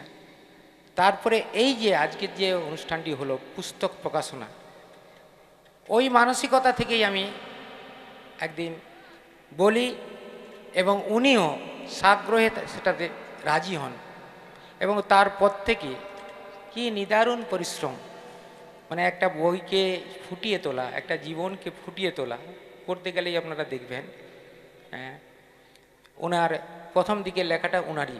আমার ছোটোবেলা থেকে আমার কাছে কিছু তথ্য নিয়ে উনি সুন্দর করে বুনন দিয়ে খুব গেঁথে দিয়েছেন। আমার খুব ভালো লেগেছে। মামুনি বলল যে কোনো ঋণ পরিশোধ করা যায় না, তবু আমার মনের ইচ্ছা একটা স্যারকে কিছু একটা গিফট করি।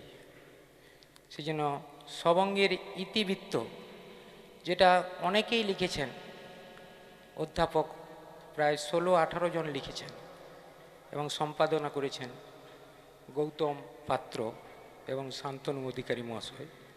সেই বইটি আমি প্রথম দেখে আমারও ভালো লেগে যায়, দিয়ে পড়লাম, দেখলাম সত্যি সত্যি এটা মানে সাধারণের ক্ষেত্রে খুব একটা ভালো লাগবে না, কিন্তু গবেষণাধর্মী বই, অনেক তথ্য আছে, সবঙ্গের নানান দিকের নানান তথ্য সমৃদ্ধ বইটি। সেই বইটি আমি এখন স্যারের হাতে তুলে দিচ্ছি। এটা আমার মনের ইচ্ছা, কোনো ঋণ পরিশোধ করা যায় না, তাই এইটি আমি এখন তুলে দিচ্ছি। শুধু তাই নয়, আমি আরেকটা কথা অ্যাড করতে চাই।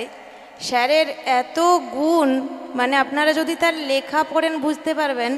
সেই সঙ্গে প্রচার বিমুখ, মানুষ যে এতটা প্রচার বিমুখ হতে পারে ওনাকে না দেখলে জানা যায় না।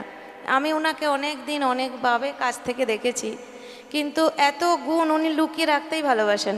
ওনার লেখার হাতও যেমন সুন্দর, উনি বলেনও সুন্দর, এবং ওনার আচার আচরণ এত ভালো, মানে ওনার সঙ্গে যতবার কথা বলেছি আমার মনে হচ্ছে আমার বাবার মতোই। আমিও ওনাকে অসংখ্য ধন্যবাদ জানাই এবং অন্তর থেকে শ্রদ্ধা জানাই।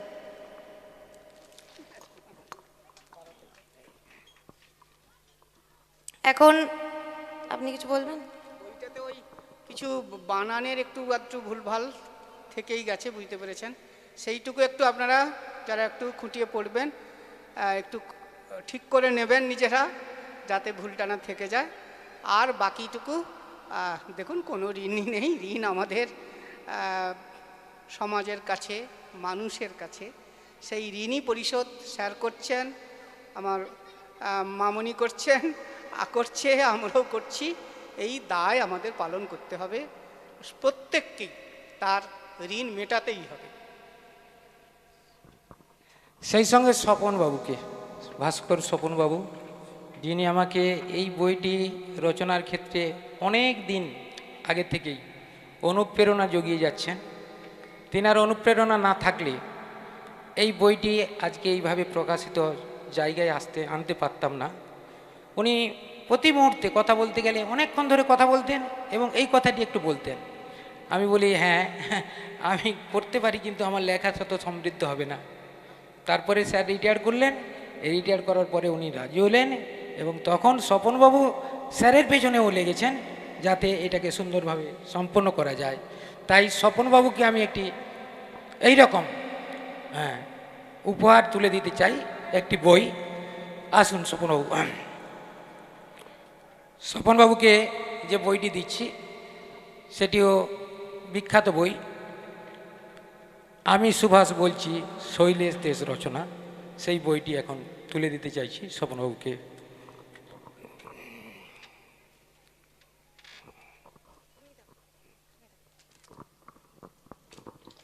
হ্যাঁ, স্বপনবাবু সম্পর্কে আমি একটু বলি। উনি বিশ্বে সর্বপ্রথম অবিচ্ছিন্ন রেখাচিত্রের উদ্ভাবক, মানে একটা রেখায় যে ছবি আঁকা যায় সেটা উনি প্রথম আবিষ্কার করেছেন। এবং বাস্তবিকই উনিও ভীষণ মাটির মানুষ, এবং আমার যেটা মনে হয় এই বই লেখার ক্ষেত্রে বাবাকে বোধহয় উনি বেশি সবচেয়ে মানে পিন করেছেন যে বইটা বের করতে হবে। এবং আমাকেও উনি এই অনুষ্ঠানের আগে বিভিন্ন কথা বলেছেন, বিভিন্ন রকমভাবে সাপোর্ট করেছেন, অনেক ধরনের সাজেশান দিয়েছেন, সেগুলো মাথায় রেখেই আমরা কাজ করার চেষ্টা করেছি। ওনাকেও আমি আমার অন্তরের অন্তঃস্থল থেকে অসংখ্য ধন্যবাদ জানাই। সেই সঙ্গে উনি আরও একটা কাজ করেছেন, আজকে উনি দুটো ছবি এনেছেন, একটা বাবার এবং একটা আমাদের স্যারের চৈতন্য চরণ দাস অধিকারী মহাশয়ের জন্য। সেই ছবি দুটো সম্পর্কে উনি কিছু বলবেন এবং আজকের অনুষ্ঠান সম্পর্কে উনি কিছু বলবেন।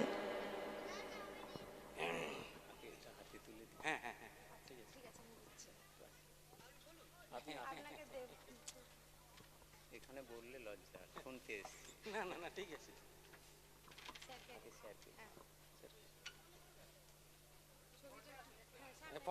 এইখানে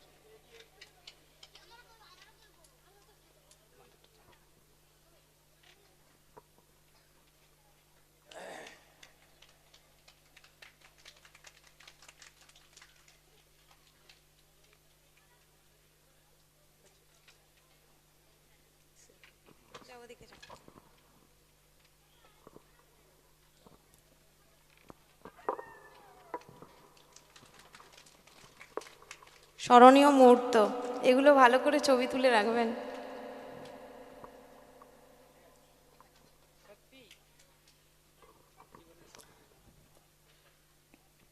কি বলি, আমি আসি কিছু শিখতে, শুনতে, জানতে।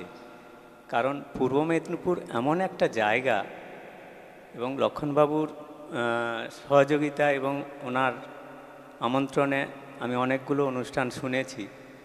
এত পণ্ডিত মানুষেরা আসেন, তাদের বক্তব্য শোনার জন্যই কিন্তু আমি আজকেও কলকাতা থেকে এসেছি। আর উপস্থিত গুণীজন এবং মানুষদের আমার প্রণাম এবং ছোটদের ভালোবাসা জানিয়ে দু একটা কথা বলি। এই ছবিটা কিন্তু আমার আঁকা নয়, এটা আমার স্ত্রী সুস্মিতা মাইতির আঁকা। এই বইয়ের প্রচ্ছদের জন্য স্যারের ছবিটা এঁকেছে এবং চৈতন্যবাবু স্যারেরও ওই ছবিটা আঁকা বইয়ের জন্য, ওটা আমার আঁকা নয়। আর আমি ওয়ান টাচ ড্রয়িং, মানে পেন বসাবো, টোটাল ছবি শেষ হবে পেন তুলি, যে কোনো ছবি। তো সেটার একটাই বৈশিষ্ট্য হচ্ছে কি যে আমি অনলাইন ছাড়া কোনো ছবিই আঁকি না। এটাই হচ্ছে আমার মেন বিষয়, যে প্রত্যেক মানুষ ছবি আঁকেন, অনলাইনে অনেকেই এঁকেছেন আঁকেন, কিন্তু অনলাইন ছাড়া কে ছবি আঁকে না, এরকম আছে কি? আর আমার ছবি একটু বাইরে যায়, পেইন্টিং। তো আমি স্কাল্পচারের ছেলে। আর বিষয়টা হচ্ছে এখানে বলার যে লক্ষ্মণবাবু এমন একজন মানুষ যার সম্বন্ধে আর আমার কিছু বলার নেই। সবাই বলেছেন, স্যাররা বলেছেন এত সুন্দর সুন্দর কথার মধ্য দিয়ে। সবচেয়ে বলার, এখনকার প্রজন্ম লক্ষ্মণবাবুর কাছে যে ছেলেরা আসছেন তারাই সৌভাগ্যবান, কারণ লক্ষ্মণবাবুর মতো মানুষকে পেয়েছেন এবং লক্ষ্মণবাবু যেভাবে ওদেরকে শিক্ষাদান করছেন, প্রথম থেকে যদি কেউ থাকতেন সেটা জানতেন, কারণ আলোচনার মধ্য দিয়ে। তো সেই শিক্ষা যারা একবার এই ছোট অবস্থায় গ্রহণ করেন, প্রথম মা বাবার কাছে, তারপরে গুরুর কাছে, সেটা হচ্ছে প্রাথমিক স্তরে। আর সেই শিক্ষা লক্ষ্মণবাবু এমনভাবে দিচ্ছেন, এই ছেলেগুলো আজ থেকে 50 বছর পর ওরা বলতে বাধ্য হবে লক্ষ্মণবাবুর নাম ধরেই, এইটা আমার বিশ্বাস। আর আরেকটা বিষয় হচ্ছে যে এই বইয়ের মধ্যে লক্ষ্মণবাবুর কিছু ঘটনা আছে। এটা আমি লক্ষ্মণবাবুকে অনেকবারই বলেছি, দেখুন আপনি যে কাজগুলো করছেন এটা ইতিহাস। একটা সময় মনে হবে যে এরকমও কি মানুষ ছিল, এটা আমার মনে হয়, এখনও মনে হচ্ছে, আজও মনে হচ্ছে বর্তমান সমাজ ব্যবস্থায় দাঁড়িয়ে। আর আরেকটা বিষয় হচ্ছে যে আমরা কি হয়ে বাঁচতে চাই। দুটো জিনিস আমি বলছি, মাছি আর মৌমাছি। মাছি কোথায় বসে? নর্দমা, যত যেখানে খুশি নর্দমার মধ্যে বসে, তারপরে খাবারের মধ্যে আসে, আমরা সেই খাবার খাই, আস্তে আস্তে আমরা মৃত্যুর মুখে যাই। আর মৌমাছি, সেও একটা মাছি, সে কোথায় বসে? ফুলের রেণুতে বসে, সুন্দর সুগন্ধি ফুলের মধ্যে, আর চাকের মধ্যে এসে একটু একটু করে মধু ঢেলে দেয়। তাহলে এবার আমরা মাছি হয়ে বাঁচবো না মৌমাছি হয়ে বাঁচবো, এটাই কিন্তু আমাদের মেন বিষয়। আর আমার আর দ্বিতীয় কিছু বলার নেই। আর একটা বিষয় বলে নিই, যে লক্ষ্মণবাবুর বাবার কাছ থেকে, মায়ের কাছ থেকে, ওনার দাদা, ভাইপো, ছেলে, মেয়ে, বৌমা এবং জামাই ও ছোট নাতি, এদেরকে আমি সবাইকে, এই লক্ষ্মণবাবুর পর থেকে এদের সবাইকে আমি জানি। এদের গল্পগুলো এসে শুনেছি, বাবা মায়ের গল্প লক্ষ্মণবাবুর। তো এই রকম একটা ফ্যামিলিতে যে জন্মাবে সে তো ভালো হবেই, এবং সেই পাড়াটাকেও সুন্দর করে তুলবে। এই মেয়ের যখন বলছে, এত সুন্দর ভাষ্যকারের আওয়াজটাই আমার পছন্দ হয়েছে, বলার পদ্ধতি, কথা বলা। ছেলে বলল, নাতি, ছোট্ট নাতি মেয়ের বাড়ির, সেও কত সুন্দরভাবে কবিতা বললো, হয়তো পুরোটা মুখস্থ নেই কিন্তু ভালো বলেছে। তাই এই গ্রামকে বলবো, আপনারা সত্যিই একজন মানুষ পেয়েছেন লক্ষ্মণবাবুর মতো, এবং তাদের ফ্যামিলিকে। তাই সবাইকে প্রণাম জানিয়ে আমার বক্তব্য শেষ করলাম। অসংখ্য ধন্যবাদ জানাই মাননীয় স্বপন মাইতি মহাশয়কে। আমি আমরা একটা কথা শুনতে অভ্যস্ত যে শিল্পীরা বা কবি সাহিত্যিক যারা হন, তারা ঘরের এক কোণে বসে শিল্পের সাধনা করেন, তাদের এত সমাজের দিকে মন দেওয়ার মতো সময় থাকে না। কিন্তু সত্যি কি তাই? স্বপনবাবুদের মতো মানুষদের দেখে আমাদের তো এখন সত্যিই মনে হয় যে না, ইনারা সমাজবিমুখ হতেই পারেন না। সমাজকে নিয়েই ইনারা চলেন এবং সমাজের ভালোর কথা ভাবেন, এবং বাস্তবিকই সমাজের ঘাত প্রতিঘাতকে এরা শিল্পের মাধ্যমে তুলে ধরেন বলেই আমাদের সব কিছু এত সুন্দর লাগে। ওনাকে আমি অসংখ্য ধন্যবাদ জানাই। এখন আমরা একটু বক্তৃতা শুনে নেব মাননীয় সুহৃদ বিলাস দাস মহাশয়ের কাছ থেকে। তিনি একাধারে নাট্যকার, সুরকার, গীতিকার। তাকে আমি কিছু বলার জন্য অনুরোধ করছি।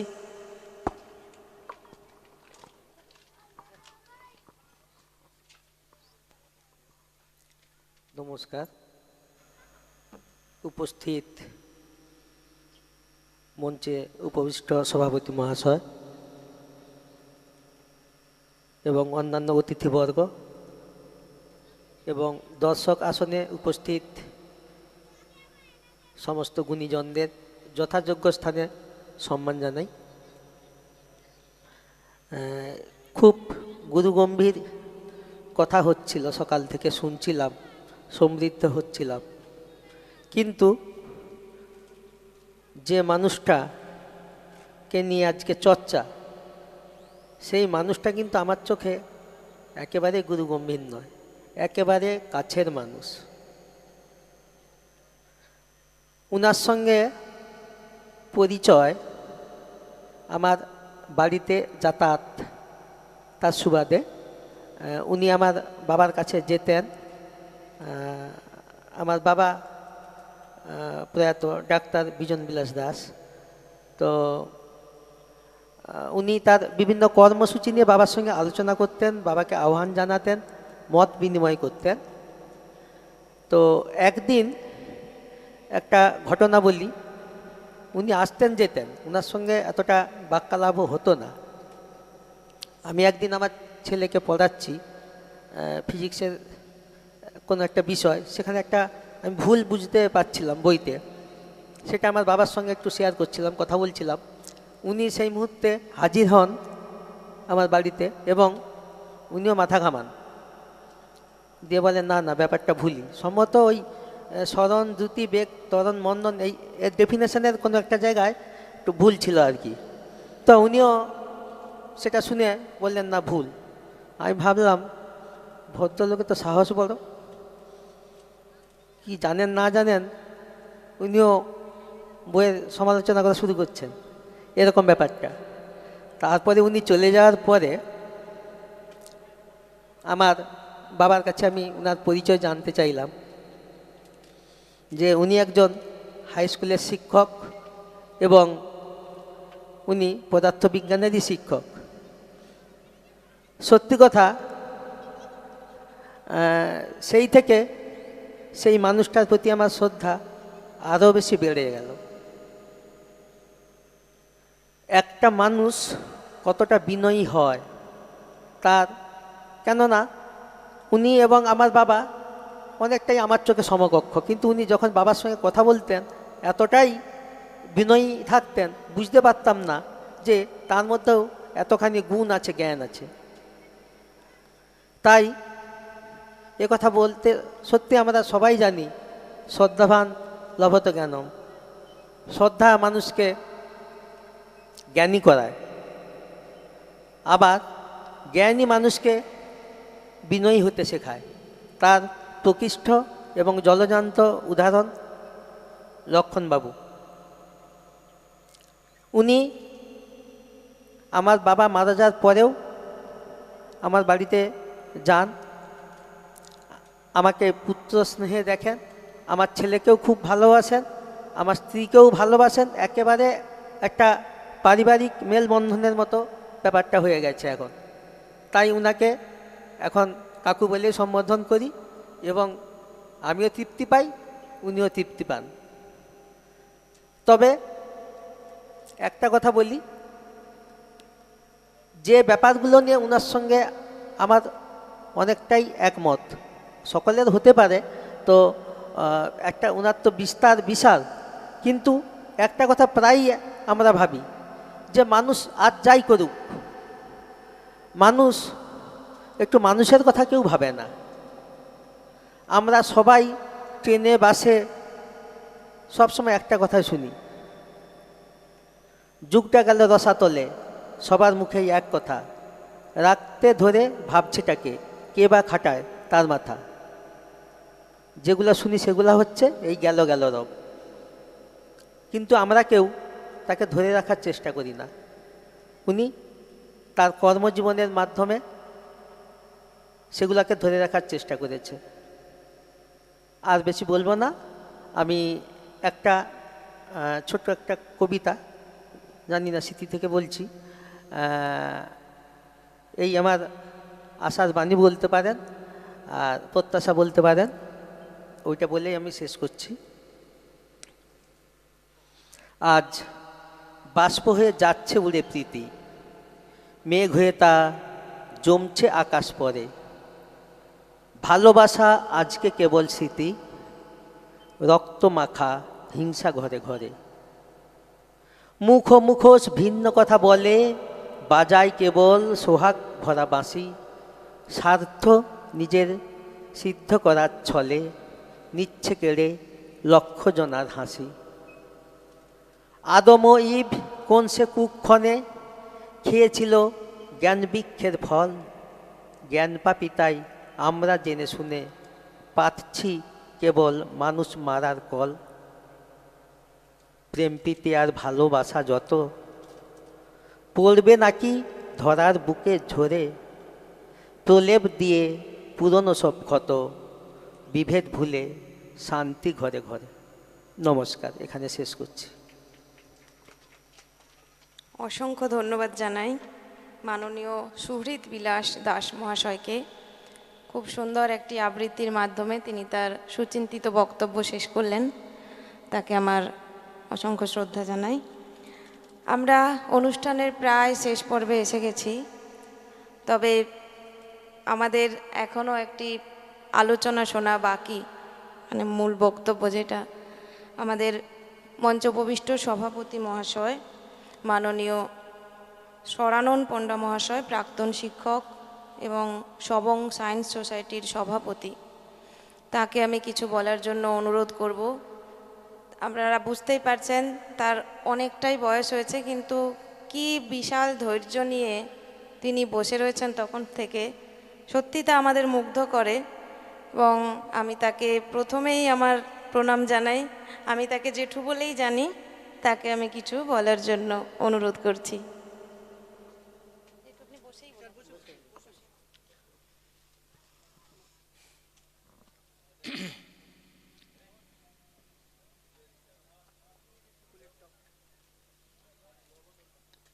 এখানে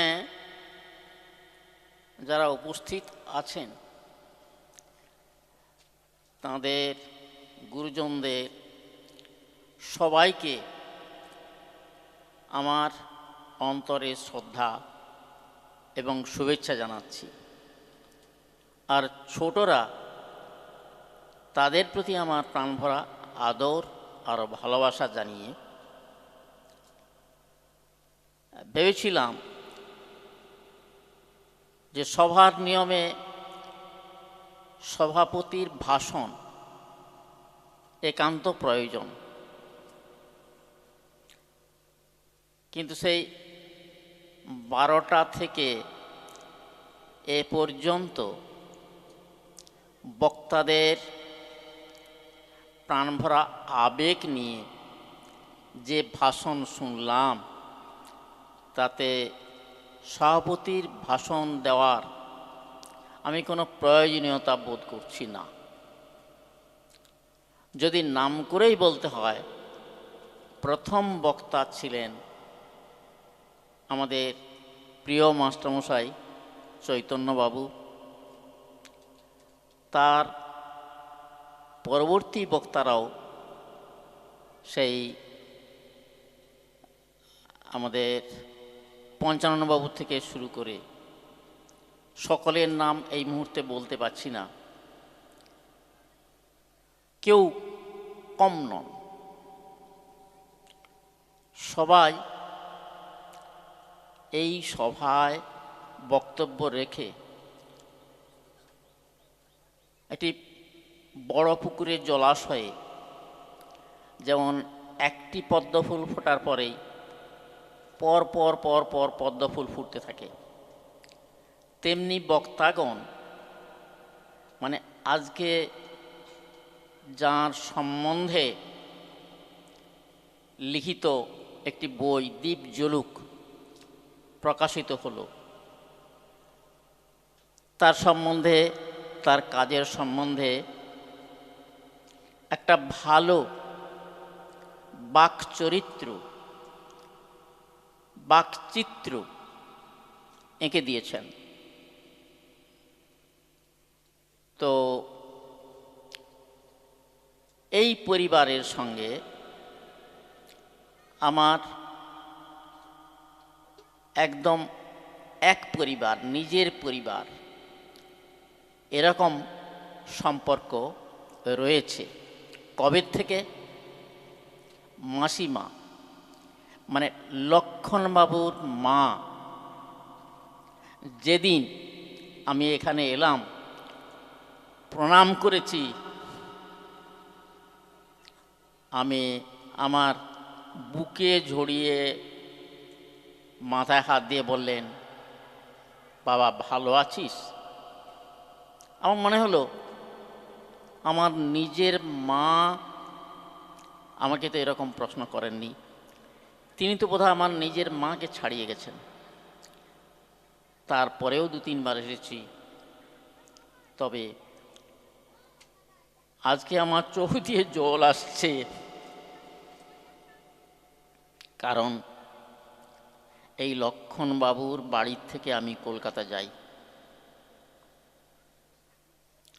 সেদিন কলকাতা যাওয়ার প্রোগ্রাম ছিল, ওনার স্কুল ছুটির পরে ওনার সাইকেলে এখানে এসেছি, রাত্রে খাওয়া দাওয়া করেছি। মাসিমা সম্পূর্ণ সুস্থ, আমার সঙ্গে কথাবার্তা বলছেন, রাত্রে শুয়ে পড়েছেন, আর কথাবার্তা হয়নি। তো যখন বেরিয়ে পড়ছি তখন লক্ষণবাবু বলছেন, দেখুন বয়স তো হয়ে গেছে,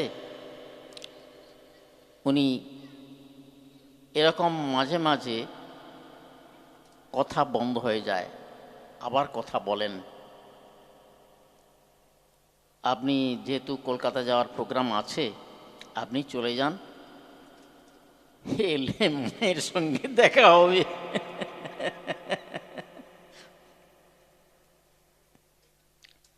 তখন ফোন ছিল না। মাস্টারমশাই অনেক চেষ্টা করে আমার সঙ্গে, মানে লক্ষণবাবু যোগাযোগ করার চেষ্টা করছেন। কলকাতায় ছিলাম, ওই ল্যান্ড ফোন গিয়ে আমাকে খবরটা দিল, দুঃসংবাদটা দিল, বলে মায়ের বডিকে কি করে, মাকে তো আর ফেরানো যাবে না, তার বডিটা কি করে মেডিকেল কলেজে পাঠানো হবে। সে গল্প বেদনাদায়ক এবং বড্ড বেশি নিষ্ঠুর। আমি এমন করে অনুরোধ করলাম মেডিকেল কলেজের সুপারকে, যে আপনার মা যদি মারা যান তাহলে তার বডি আপনি কি করবেন, মেডিকেল কলেজে দেবেন না? তিনি আমার কথাটাই বোধহয় শুনতে পেলেন না, বলে ওসব কথা ছাড়ুন, মেদিনীপুরে মারা গেছেন 200 কিলোমিটার দূরে, সেখানে আজকে বডি আনা যাবে না, আগামীকাল বডি কি করে আসবে আপনি বলতে পারছেন না, ওসব কথা ছাড়ুন, ও ছেলে মানুষের কথা, ছেলেমি আমি পছন্দ করিনি। আমি দাঁড়িয়ে দাঁড়িয়ে তার কাছে কাঁদলাম প্রায় 5 মিনিট। তাতেও আমার যে কতটা আগ্রহ ছিল তিনি উপলব্ধি করতে পারলেন না। শেষে বাধ্য হয়ে আমি জানালাম, আসলে তো ল্যান্ড ফোন, অন্যের কাছে গিয়ে কথা বলছি। বলে ছাড়ুন, আপনার কথা শেষ। আমি বললাম, দেখুন আমি অনেক চেষ্টা করলাম, নিজের মায়ের বডি দেওয়ার মতো যেরকম চেষ্টা তাই করলাম, হলো না। তখন অনেক রাত্রিতে, উনি সকালবেলা মারা গেলেন আমার কলকাতা বেরিয়ে যাওয়ার পরে, প্রায় 7-8টার দিকে দাহ করা হয়েছিল। লক্ষণবাবুর আজকের চেহারা তারা সেদিন দেখেননি। কেউ কেউ একথা বলেছিল, লক্ষণ তুমি পাগলামি করে মায়ের বডিটাকে বাসি করে দিলে।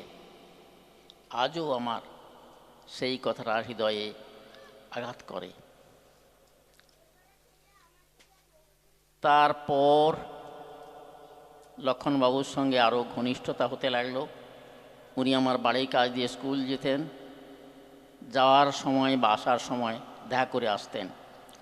তখন আমার স্কুলে একটা বিজ্ঞান ক্লাব খোলার চেষ্টা হয়েছিল, সপ্তাহে 1 দিন ক্লাস হতো, লক্ষণবাবু সেই ক্লাসে বোধহয় নিয়মিত যোগদান করতেন। শঙ্করাচার্যের একটা কথা আছে,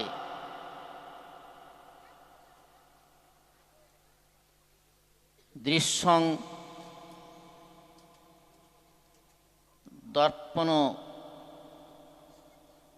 সদৃশম, দেখাটা আয়নার মতো। আয়নার সামনে যে ছবিটা দেখি সেটা ক্ষণিকের, পরে থাকে না, কিন্তু স্মৃতি থেকে যায়। তাই নিজেকে আমি সান্ত্বনা মানে শান্ত হতে নিজেকেই শক্ত হলাম যে আমি তো চেষ্টা করেছি, মায়ের বডি দিতে পারিনি, কিন্তু ভবিষ্যতে আমি চেষ্টাকে আরও দৃঢ় করব। তারপরে মেদিনীপুর জেলার প্রথম, অখণ্ড মেদিনীপুর জেলার প্রথম দেহদাতা আমার বাবা।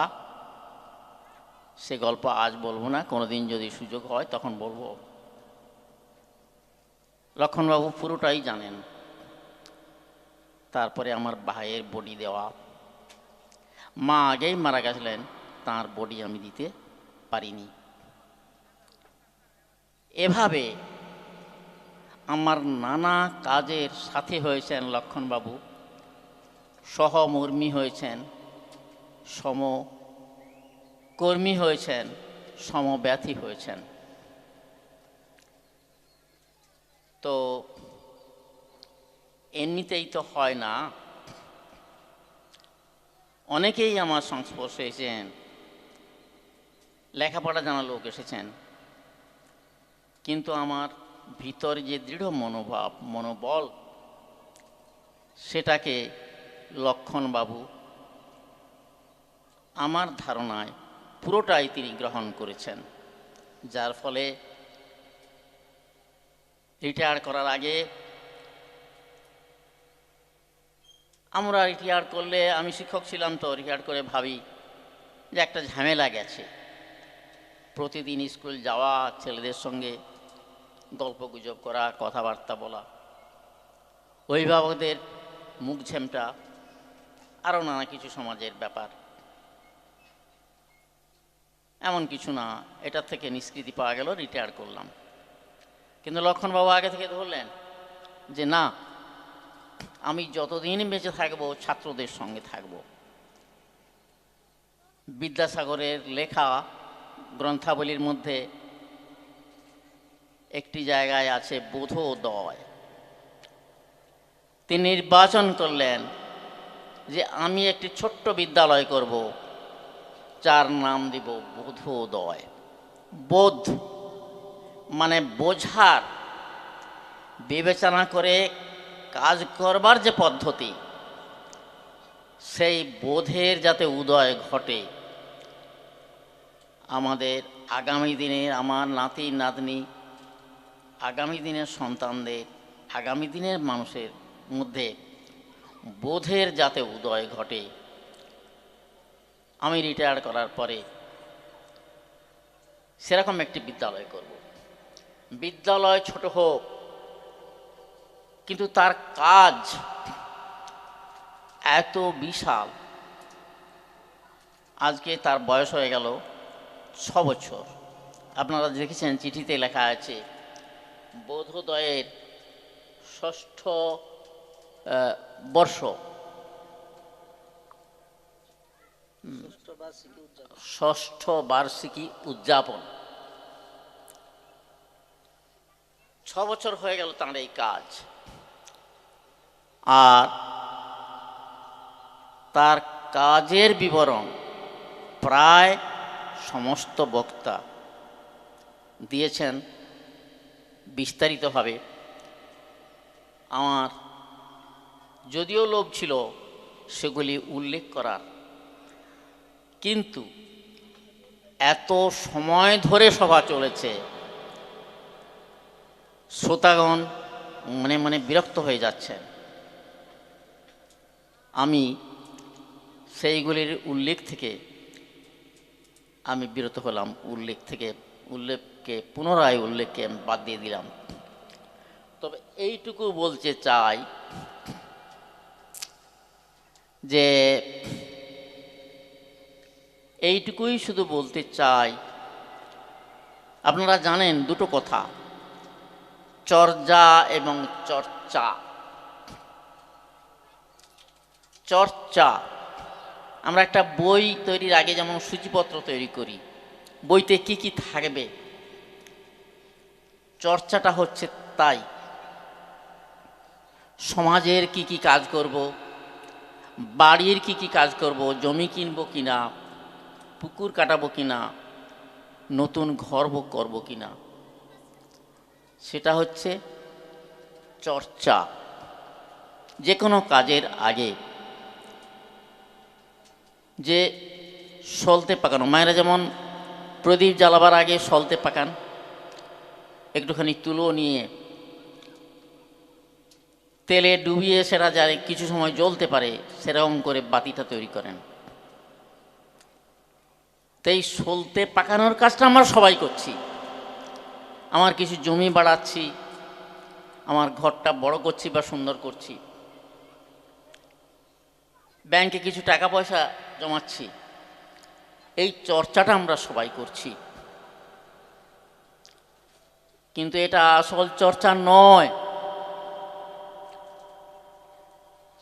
দীর্ঘজীবী হওয়া নিজে এবং সমাজের প্রতিটি মানুষকে দীর্ঘজীবী করার, এটা সলতে পাকানো নয়। সলতে পাকানো কি, চর্চাটা কি? সমাজের সবাইকে নিয়ে কি করে আমি নিজে যেমন স্বচ্ছন্দে সুখে আনন্দে বাঁচতে চাই, থাকতে চাই পৃথিবীতে, অন্যরাও যেন সেই সুযোগটুকু সমানভাবে পায়, সেই রাস্তা তাদের দেখিয়ে দিতে হবে। লক্ষ্মণবাবু খুব ধৈর্যের সঙ্গে, খুব কষ্টের সঙ্গে আজীবন সে কাজটা করে চলেছেন। আরেকটা কথা হচ্ছে চর্যা। চর্চা কথাটা আমরা প্রায় ব্যবহার করি, আমরা তার অর্থ জানি, কিন্তু চর্যা কথাটার অর্থ সোজা নয়।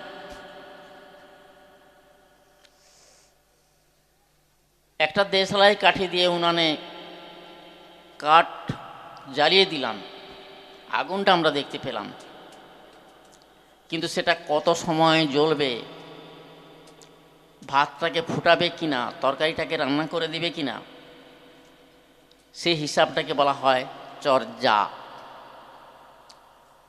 তাই সমাজ কিভাবে চলবে, সমাজ কিভাবে সুখে থাকবে, আগামী দিনের আমাদের পুত্র কন্যাগণ আনন্দে কাটবে তাদের, না কান্না করে হাহুতাশ করে যাবে, এই হিসাবটা তিনি করে চলেছেন। এটাই হচ্ছে বোধোদয়ের চর্যা। বোধোদয় একসঙ্গে দুটো করছে, চর্চা এবং চর্যা। অনেক সময় কথা হয়েছে, আমি আর বেশি কথা বললে আপনাদের আরও বেশি বিরক্ত লাগবে, তাই আপনাদের কাছে অনুমতি নিয়ে আমার কথাটার পূর্ণচ্ছেদ টানি, সবারই অনুমতি দেন। আজকে এখানে শেষ হোক, আবারও আগামী দিনে কোনো একদিন আপনাদের এখানে ডাক দিব, দয়া করে আসবেন। আমার সঙ্গে যাদের যোগাযোগ আছে, কলকাতার মহাবোধি সোসাইটি, ওনার বিশিষ্ট মেম্বার, সেক্রেটারি কিনা তিনি পরিচয় দেননি, ওনার নাম হচ্ছে রণধীশ মুখার্জি। ওনার কাছে যখন হোয়াটসঅ্যাপে এই চিঠিটার ছবি এবং বক্তব্য পাঠালাম, দীপজলক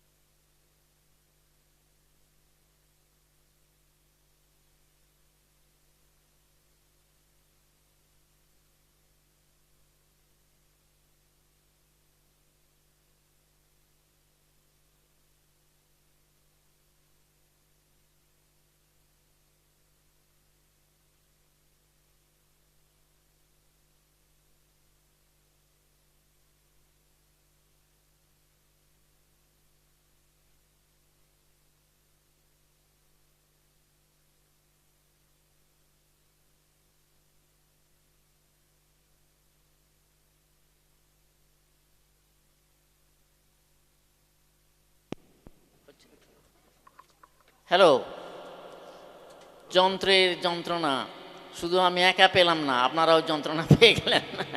আমার কথা এমন কিছু মিষ্টি কথা নয়, তবুও কথাটা কেটে গেল। যাই হোক, সভাপতি আমি যেখানেই যাই, এই সভাপতির ভাগটা আমার ঘাড়ে এসে চাপে। কেন চাপে জানি না, আপত্তি করলেও হয় না। তবে এটা আমার কাছে যন্ত্রণার মতো। এত সুন্দর করে বক্তাগণ কথা বলছেন, গান গাইছেন, নাচ করছেন, নাটক করছেন, সবশেষে বলতে হবে সভা এখন শেষ। এই যে শেষ মুহূর্তটা, এটা আমার কাছে বড্ড বেশি বেদনাদায়ক। ওই জন্যই আমি আপত্তি করি। আমি এমন কিছু পণ্ডিত নয়, আমি এমন কিছু সুবক্তা নয়। কেন আমাকে বাদ দিয়ে আরও তো 5 জন আছেন, তাদের মধ্য থেকে সভাপতি নির্বাচন করুন না। অধিকাংশ জায়গায় আমার এই আপত্তি বাদ পড়ে যায়। তো আজকেও আগের থেকে লক্ষণবাবু বলেছিলেন, বেশ কয়েকবার ফোন করেছিলেন, আপনি কত দেরি করছেন, সভা যে শুরু হচ্ছে না। তো লক্ষণবাবু এসে গেছেন। আপনারা আমার উপরে সবাই অসন্তুষ্ট হন, আর আপনাদের সবাইয়ের অনুমতি নিয়ে আগামী দিনে আবারও কোনো একটা দিন আমরা আবার এই বোধোদয় প্রাঙ্গণে এসে আবার কথাবার্তা আলোচনা আমরা করব।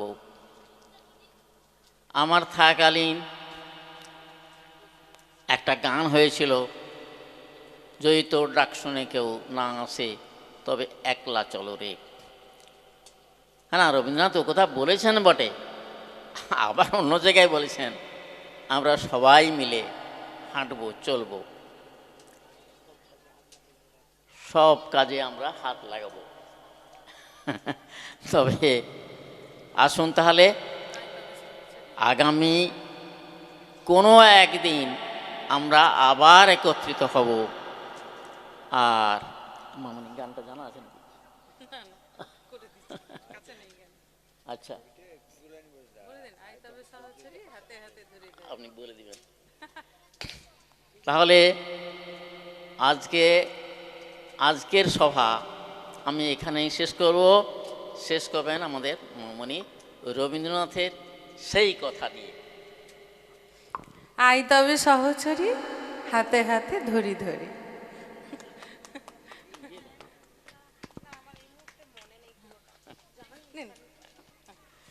আচ্ছা, তাহলে আমাদের সভা এক্ষুনি শেষ হলো। সবাইকে শুভেচ্ছা, শ্রদ্ধা, সম্মান।